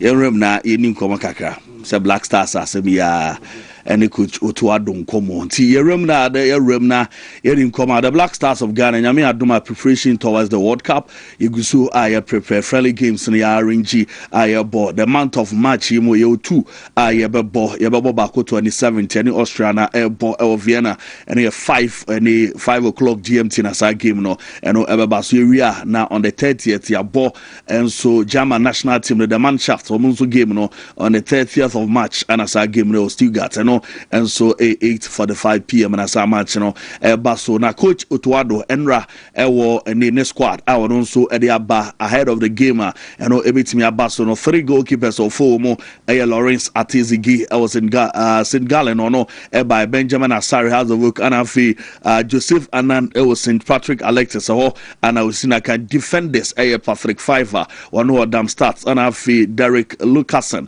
Pafos FC and we see a kind and afi Abrante Derek Arthur Con Union Berlin Nidin Eba Jaron Opoku and so Ebo Istanbul Bashekse or no see a kind Caleb Yerenchi FC Norgerland and no bo Kwajo Pom Pepra and so baby Jonas Ajeti Ekao and Marvin Senai and so Ewomo Alexander Jiku Ekao Gideon Mensa Womo defenders and midfielders no Thomas Tepati Ewomi Elisha Usu Ibrahim Suleimana Ekao na Afi Kwesi Zibo and so Ejinem Ore forward no and Afi wingers na Ubenya Brandon Thomas Asante Wano Ediwom Jordan Ayu Prince Kwabena Usu and so Ekao B and Afi Christopher Bonsuba Edi Ewom Abdul Fatawi Shako Inyaki Williams and Afi Antoine Semenyo Ekao Kalmadin Suleimana and so Ewom and Afi Arantia Daniel Eje Womo squad coach Edi Womo and so Abba IRSA ni Womo and a 2 friendly games he will to me abo and the Mother Black Stars of Ghana communications director and the Mother Football Association and the GF era Harry Asante Trim on Black Stars call up here about players who meant to me and make it cut and over players who more injury to the first squad who say Kofi Chere Kudus Mohammed Francis Abu and Nest Niama Salisu Mohammed and Afi Tariq Lamti Abrante Alidu Seidu and Afi Prince Dukabna Omunyano and Timianya call up Ninani Chese Womo and so Epra Harry Asante and my injury update and Afi said ye count to Montimi and ya call up no Uchum Edemai. Omissions due to injuries. Mohamed Salisu is not available. Mohamed Kudus is not available. But luckily we've got Thomas Partey who returns to the team, having missed the friendly matches in Asia in November. The captain Jordan Ayew also gets to return. Antoine Semenyo joined the team and then also left because of an injury. But all of them are available. But with a specific reference to Come out here to na ni nyina mu no players ni bi wo a omo ye newcomers a omo ba a omo first timers a omo so etimi rem the Black Stars of Ghana. In the new addition to the Black Stars era Henry Asante Chum Mr. Hart ekakakra efa ho kire wo mu a omo ba no said omo ball no enso esitie intie nkoma odemai.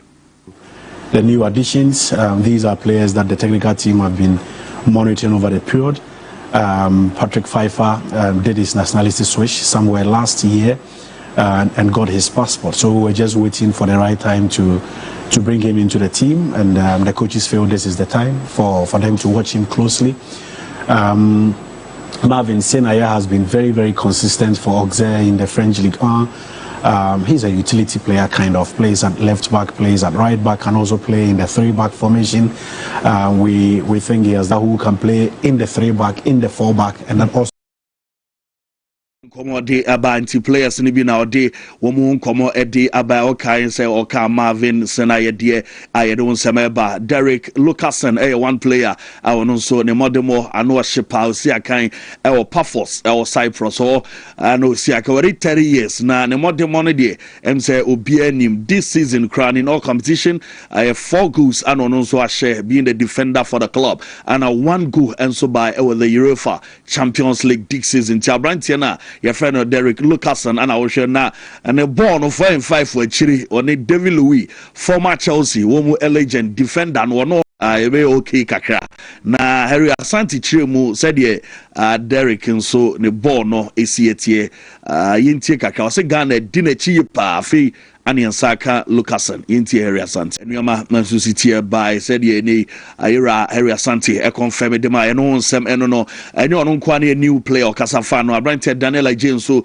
wo kire se ne Daniel ni pace ni power and afi ni goals e share enso esitie wo animo we attackers na friend na Daniel Ajay enso e wo Turkey a wo remu e wo squad mo de kakra etudwa efa Abrante friend Daniel Ajay enso ho e wo ne ball no said ye no so ne style no esitie Black Stars of Ghana preparation yedi rem into the World Cup no enkoma kakra ono so ejai ready yenti no ba Daniel Ajay enkomo no.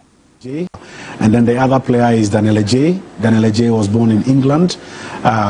He's played for the likes of Burnley. He's played for Alexandria. He now plays in the Turkish league. I think he's doing quite well. A player who is very good with both legs, has power, also good in the air, has that assurance that he would make it. The FA has been engaging him a number of times.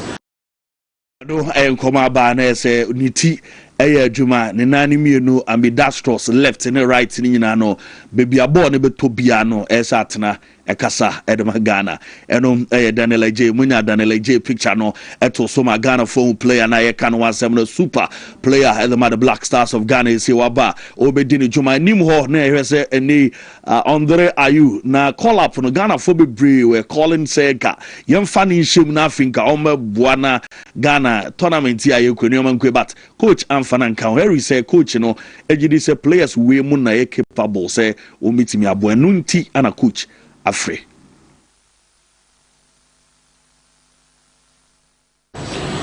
At the end of the day, the coach makes the final decision. The FA can just make an input. At this point, these are the players he wants to take to the 2 friendly matches. It's good to see Andre back in action. What he has contributed to the nation is enormous. His leadership qualities absolutely amazing. From the youth teams to the Black Stars, played over 100 matches. Currently one of our top scorers in history. So the records are many. You can put your finger on different reasons why Andre, must be called. But in the end, the power is in one person.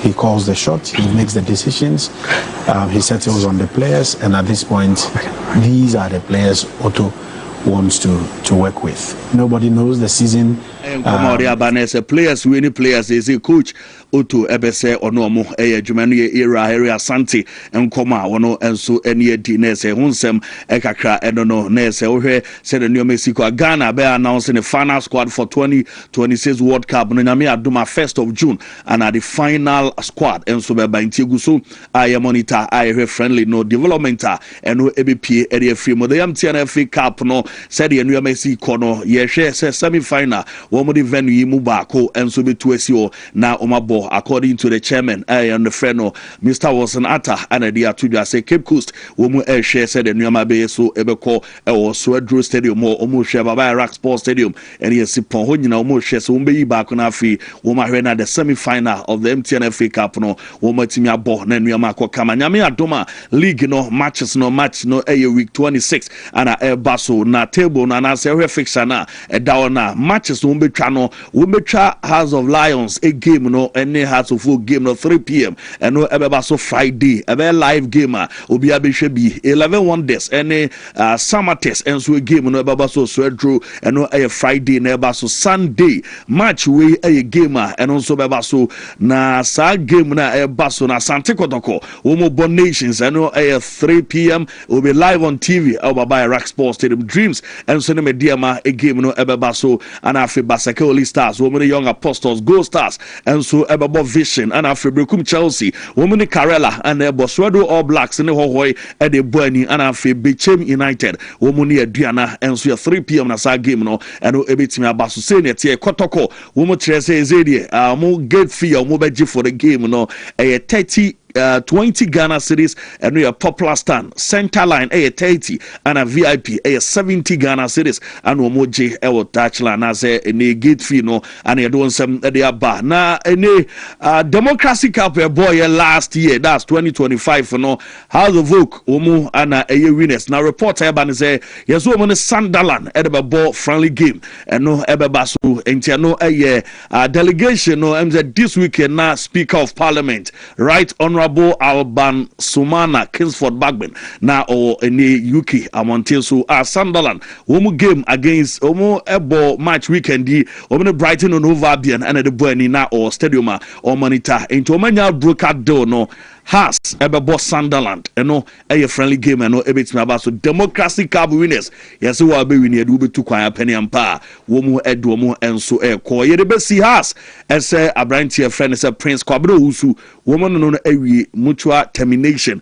and ma terminate contract na Prince enso ene House of Oak say womu enso etimi awie simple kra said ye de onsem e de ba anopa no amas for no kodano odobroni Aisha Jaffa wono ababe du enra nwumre ewa mas na omo welcome omo demand na no eden se wetimi abomodin a na St. Louis ababo efene se Gaza o gini di okumasi ono so akọ gini din atwa no e Cape Coast omo e de abafie nti wawini we away match and ode abafie a jubilation and o shipa ti we odobroni ana ne welcome so etwago no tivanzi yemfa ezie oh Mate, I don't know.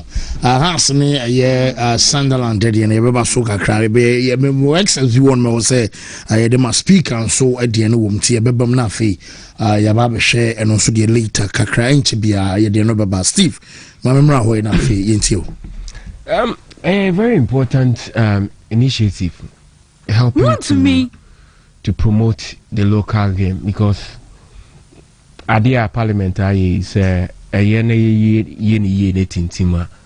think say a survey as a strong marketing tool for the Ghana Premier League and say every year say every season if clubs in him say this opportunity they would then invest in quality because you have the opportunity of playing Sunderland away, a platform to showcase who you are, what you represent, and a sort of players now. I wanna if you say your league, you know, I behind Kakra, that I admit. But such opportunities in the back clubs are Kwamudia, then it speaks to one thing. Say you invest well in the talent to market them. Then finding how we can build some sort of relationship with clubs outside, because you who be pay right to dream on a year, but over on the bigger stage you ask yourself, say, Adena, the mainstay clubs in Intimenya, is something that me particularly a pa at this stage. Senior Senegalese clubs, it mean form a partnership with Mines, Sochaux, Rene, Lille, those clubs, and every season we see new Senegalese players playing the French Ligue 1. HSA. So if clubs now work Ghana and see canon to me in Rusa level, not there. Parliament have provided a platform for clubs to do that. And say Kotwasu say ni continuity ni the very foundations in the year. I wouldn't be surprised if clubs would put much emphasis in playing this competition. And one of, if you do well, there's the opportunity for you. The first one about Kotoko came with a lot of things that no credit be anko year per anto baby as a seto. Ancrophobia is seizing the opportunity and when they say a chance for their people my promise you among you maybe so monko ama club no players and officials enya the chance to represent Ghana over there. So Shadrach mamamu a speaker and so then after so meeting Sunderland and Pennyfono. Speaker of Parliament Edin Komo on Hans and Sunderland na simple on speaker on Sunderland a partnership no and I feel on Democracy Cup motivation and no a woman tea a ready more than mubia no nafi modi come a tea bina real quick here who said the Jumadian city because I know shepa. Yes, because we know Trimupa no woman say yes celebrity parliament and the practice of democracy for this long period. Now I transcended into Bibia for baby any DH, that is football. Ope that is the passion. But the league na catchly. Inti si ebeti menya anamount to be a bit massa about spotlight anymore. The parliament beti me ayeno. But I said you do na jina class and so. Yeah, branding. Brand positioning. I was here dear who jina ye. Inti me and yes yenya this glorious opportunity to be there in the UK. Na ye kwaye home atrama kwebia. We have to be represented very well. So what the American say? And ya honey eko shell Lacoste t-shirt bi akọ ma we embroidery for ye bibi o. Because the penny no be for serious o kasa o thought process or appearance. Send ya wo dwene fa na be kasa okay. Sana skafo no select o munkrofo. Okay. Say I ready to any kind of speaker on Sunderland a partnership on na Iriana Yababetua so Efro. Speaker of Parliament, Ekasai. We just started 2 years ago, and so last year Kotoko won, and we linked up Kotoko with Washington DC, the club in the US. We went there, and Kotoko won the match there too. Right. And so we still have that relationship with them, but it was Sunderland that also gave us the hint. Was, as you know, Sunderland is well known in Ghana because they really were a breeding ground for some of our fantastic players like Asamoah Gyan, like Tony Mensah, like Suleiman Tare. They all passed through Sunderland. So it became a household name, and we've been following them. This season has been particularly good for their re-entry. They've done very well, and we're just praying that they stay on because they've got some youthful players, particularly from Africa, And we saw yesterday. Speaker of Parliament, dear Alban Bagman, and I would say, our dinner cracker to Janachas, Samoa Jam, John Mensanum in Suli, Montari Munina, Coco Boss, Sunderland, Kakra, Stadium of Light, Obra, Nanya Samitra Krana, speak on democracy capital, motivation, womb, was nunti, team big dinner, Hushim, and home communino, Yenchi speaker on motivation. Entertainment. I'm a footballer myself from childhood. I love playing football. Only in those days it was just for entertainment. And so my dad advised me to rather focus more on education than playing football, which I did. But I kept on from time to time playing up to Parliament. I was part of the Parliament football team. And I played a game between Ghana and the Benin, the Parliament of Benin. And I had that as a young parliamentarian, and as I grew up, I realized that there were still some missing links in our democracy. There was a big gap between Parliament and the people, particularly the youth. And so I was looking for initiatives that could bridge that gap and that could strengthen the growth of our democracy. So I came out with this idea of the democracy. No one motivation if free by a ma or my initiative to say, Steve. I am when people serving in higher positions, a lot of the time, we say actual present here moment. But for our speaker to have spoken so well, say he's abreast with a neoma. And also Sunderland said a lot of African players are their re-entry into the league, they are doing very well. And it's just flowing like that. I idea I'm passionate about. But what you say football no and I see a league, you know. You 2 and a mom year. Parliament and then the government at large will help us. Me feel say send you run a game, you know. Clubs not do now as there's a lot of things they need to take responsibility for. And see media meniaji. But whoever has a folk going to represent Ghana, no, me per se hasn't caught in their best shape. Their appearance, everything that they are going to sell out. Me pet sa mediocre your money be our baby. So saying. In terms of branding. It shouldn't be mediocre. Yeah, and you may know Mike in a tier or Morocco, when you had a chance to visit some of the Moroccan clubs in your moye, and you may yini, and you match your moon, and you match your moon. There be a question I will say, the Uber who be a I didn't intimidate be organ, I didn't go to continue, I didn't have intimidate. That's the first thing. I be click it. So a good initiative from the Parliament of Ghana, and I hope say I bet continues. BB say no. Now was a President's Cup umponi edeko. But also organizers of President's Cup. Any senior ya go about the President's Cup and near more yeah. I say one game in the whole year.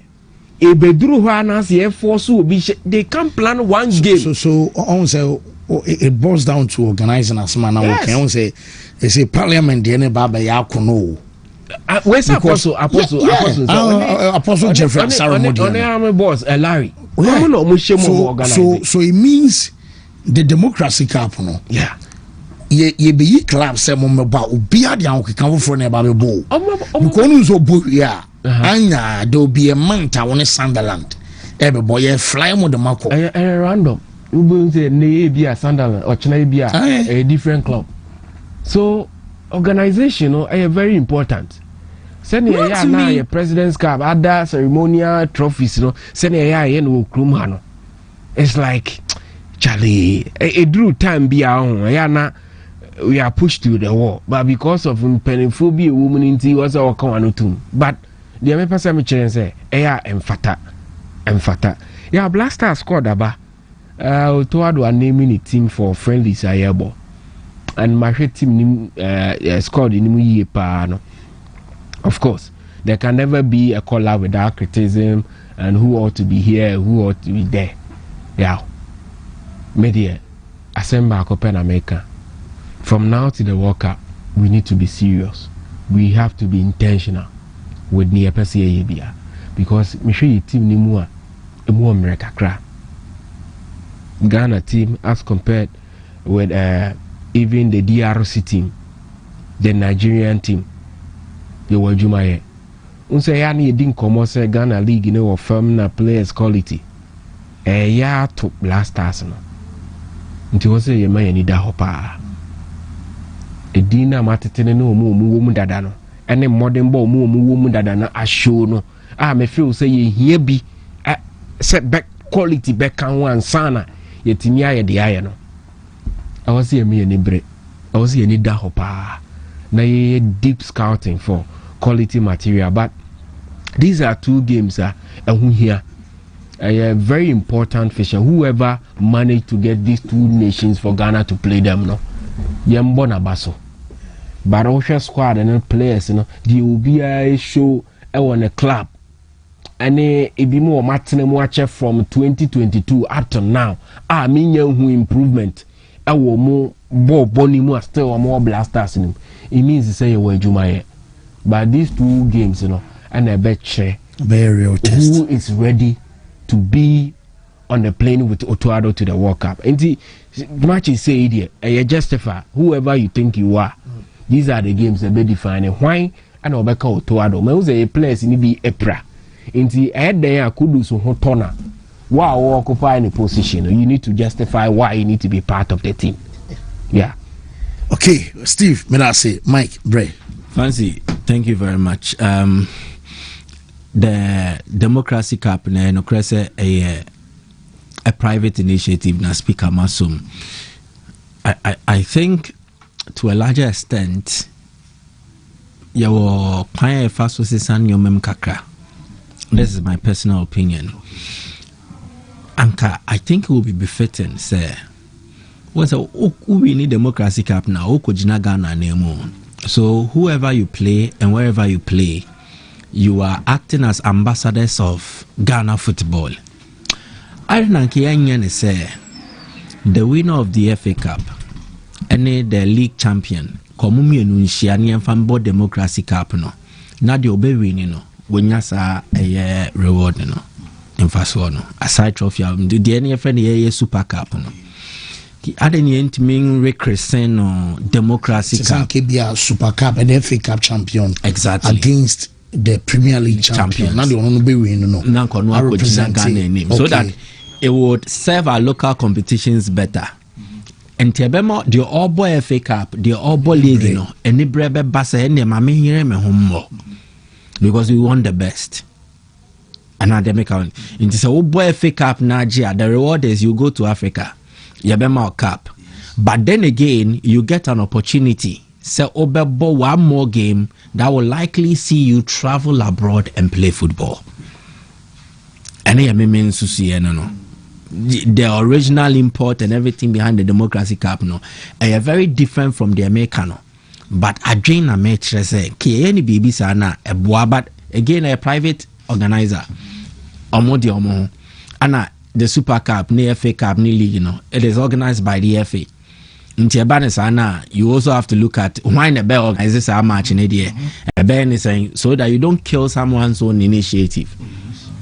Because Apostle ne Chief Larry Mo, the Inter Democracy Cup ne by no, omo war, omo thinking. There is an intent behind Sia Deba, what you see. But I am only suggesting, say, going forward, no, can we look at an initiative or a platform where the winner of the cup and then the winner of the league, near the two teams for the Democracy Cup, no mabako. It can even be a competition and if no organizer. So we need cup, we anyway are different. In the say a Super Cup. But the criteria for selecting teams on the Democracy Cup no, Wawaje League, Wawaje FA Cup, Namu and Mushia, Wow be winning now, so that a teams Nankasa because I remember Mekako Champions League and Mekako Confederation Cup. If I am traveling abroad to also play a boame with exposure, Inter try to make cater for some of the issues that arise when your teams neighbor Africa say money exposure money way, you know. Well, to kwa our man on UK, US. At least it helps. A boa players need be so more Wontumi hunu send in yoma and so city and me Madrid channel. There can never be a call-up without people having reservations around it. Nti offer 30 players or before for us to be a different set with the same number. I justify the intel also waiver. And Pempinana may try to make meanings of call-ups be for particular assignments. So the list need to be one. Obehu say we are very light in midfield. Defenders need also pa. Ana attackers no kakra. But they will classify defenders, attackers, and some upper midfielders. And goalkeepers they are then 3. The thinking behind the lineup, especially for the goalkeepers in here, the coach does not want a lot of new faces, so continuity. And Lawrence Atizigi, Benjamin Asare, Joseph Anan, the same set the Kobo Kirin Cup, and the same set are consistent in the last 2-3 call-ups. So the coach wants to continue from there. And here back on. Over defenders now, a blend of the old and new. Patrick Pfeiffer, Derek Lucasen, they are new faces. Derek Atakong was part of the structure. Yadokobo Kirin Kapano.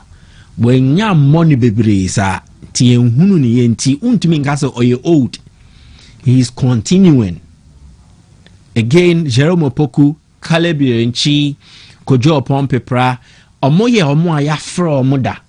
But again, they will need to justify something. And to show defense nim dia, met me dem say Simibwa catcher say omoa. It looks like oma bo team nacha. Omunim team nimpano. Ayemi enupe. Jiku Gideon Mensah. The rest are players who are still fighting to gain their feet. Our team nim. Omo pese omo timi gain some roots. Omo nyantini. Our team nimua. Then it means we can rely on them for the future. So the one position I am hoping to see some changes and then a lot more opportunities offered, a defensive position. List way no, and Kamena me o tuado na me take decision. Calibrianchi me yina banfimfi.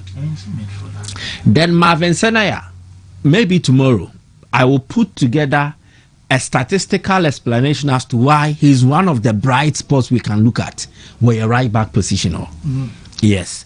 Team Obono, team Nene and Koye, almost 16th on the French Liga. But individually, he's a standout per the numbers he has delivered. For clearances, interceptions. I don't know, Panami di home komo sporty. Book ne da kanim. So omo the book ne bana me be muchewa. Every top defensive metric be a assessing defender biano. Or top 5, top 2, number 1. Wow. West French League. Yeah, French League. I want only team nim ogze. So we ground duels, aerial duels. Okani mi enuboma. Marvin Senaya, I was top 5. Clearances, interceptions, tackles. Our top 3. Ebi or a second, ebi or a first. So he's a player whose performance individually catches the attention of a technical team. But then again, the Oyewo club no will likely be different from the Oyewo national team. And then in America, it is because national team environment is different from the club. And yes, Adia, mawa kwenyano am wa betre. The Oyewo club level no betre no national team name. So I am hoping. So he's given more opportunities to prove himself. A bad sana, a buama, a player like Calibrianchi, talent here won film. I just see a ball. Japan, Korea, and no. A lot of people were of the opinion say Calibrianchi also come film. Exactly. Into unya obi se sene ya ne be show no bone fa na etimi aboa. Mani o metimi I said here. So I expect a lot of opportunities to be given some of the defenders I have from to the midfield. it is looking like Ghana baby ania who den kese ne wono abeye sinto se first ye name team a anya ye den kra ne the midfield you can be rest assured say 7-8 players e be from home finfin no mu na ye gam but of late Hona ye sinto ne wo and our best midfielder in the last 8 years has been Thomas Partey uyini frimua not a single player and it may maintain a consistent level for 2 or 3 years running. Salesba obefrim, Elisha Usubeba obefrim, Kwesi Sibo na Abasisi. We've not had a mainstay aside Thomas Partey wonfinfin, and that is a problem. The fire by a day. Your era biane the set of footballers or moba. In this era, you have more of players or more wing attackers. Or more dominating of football musisi. So if you cast your mind across, football is lacking proper center forwards or proper strikers. Any back football is lacking the NFL number 10 creative player from central zones. You like it, and the main creators are players who play from the flanks, whether they are inverted or they are expansive, and they still play direct on the flanks, no matter across their beam. And the Sanabona. So the global production line, there is not a lot of quality. Yenyan was specialist positions mo, and the bony na be wing play into wing backs or wingers. And the Ganacho na to me bobo nibi. Say a kind of first na Ganacho ye ka say ne strength ye den a obeka say den. You can't. Passing, no, only top 10. Crossing. So you can't tell the attribute, but our speed, or me running into space, and a young converting no a wing attacker. So he's not a typical winger. He's a forward, but loves to play from the wings. And when the dominating ball, Ghana can't be. Into check here. A lot of talents we have produced now are brilliant. Enes Miyama, Kamal Din Suleimana, Mohamed Kudus, Abdul Fattah Ishahaku. Ningi na ya wing attackers. Even Semenyoni Nyak Williams, at times we profile them as omo strikers, omo center forwards, no. Omo profile kesi na angasa ya wing attackers. So the global production line is geared towards that. And then yehano, since we don't have a coordinated football project, until we are forced to rely on what others are doing. Until right to dream. Ebeye ne de obe pejaba ne afabi. Ebia de denya Kalebi and Chikudus mo. Ye de afa free right to dream near the aye. Oh, ye better tin wa brochi ni akofa. I think one way of curing seem to abide a certain positions are be a stronghold no. So first ye midfield bench na. It is because ye had the attitude of mutual football system. Until Asian, Muntari, Steven Appiah, there are players who came from here. Clubs nimwa na ka omubo omu atete omudi omukodu baby omudru no. Derek Boateng, Anthony Annan, I can go on and mention a lot. But and then and that's why I think as a nation we need to embrace a holistic national football academy project. We can do it in various sectors. A bit more in the northern sector, a bit more in the southern sector. Then we also revamp and upgrade the status of the Winneba Sports College. And Pempino and your footballers in Nkwa, aya omo chere ball no so kan.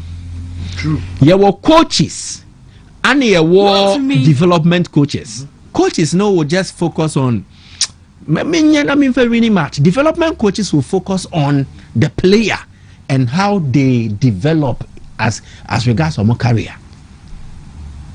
So we need to find a more scientific way and then a more technical way of addressing the deficiencies in our national teams. So what kind of Frey under 20 or Frey under 17, you find the same template. We are shorn of quality central midfielders, but we have a lot of wing attackers. The teams need I know they dominate. But if we run a national academy, it means these talents will be scouted at a very young age. Yeah, the omufem and who are goalkeepers trainer, who are defenders coach, who are midfielders coach. You are producing across board specialists in training. these players grow up and they identified with one particular position. You can add others to them. Ebua me football ne konenim. But see the talent I produce in the and home midfielder ni enya. But all the same, I think I cry back a cambom near hunu the betimania so the efrimenti. That is what I have to say regarding the midfield near Asinto. Then the attackers. Not a lot of options are available. But let's see what happens. In China, then we can do a proper statistical analysis of player cry a friend. The oil on a club and a dear. Ediama Blasters and Pafos Nini dear, so I want to Obabe Boapao. Lucasen. Oh, he's been on the radar for a very long time. Time now or one a peak, you know. I was uncle Bob Blasters in Tem Crab, I don't know. But if you was just better late than never. Yeah. Into a growing gui. Agronica crowd. Okay. So let's see the experience he brings to bear and what he has to offer. Yes, see a baby bewua. And I saw. Into a be on an abena fene be wunti yes. Beswa. Well, I say Professor DNB. So, Professor. Yeah, then it's all done. Exactly. I say, I know, I can't say, Tim, no, Michael and a dinner dear Abano. Nah, okay. Easy to brain. Nah, I was for paint analysis, bro. Or maybe football. I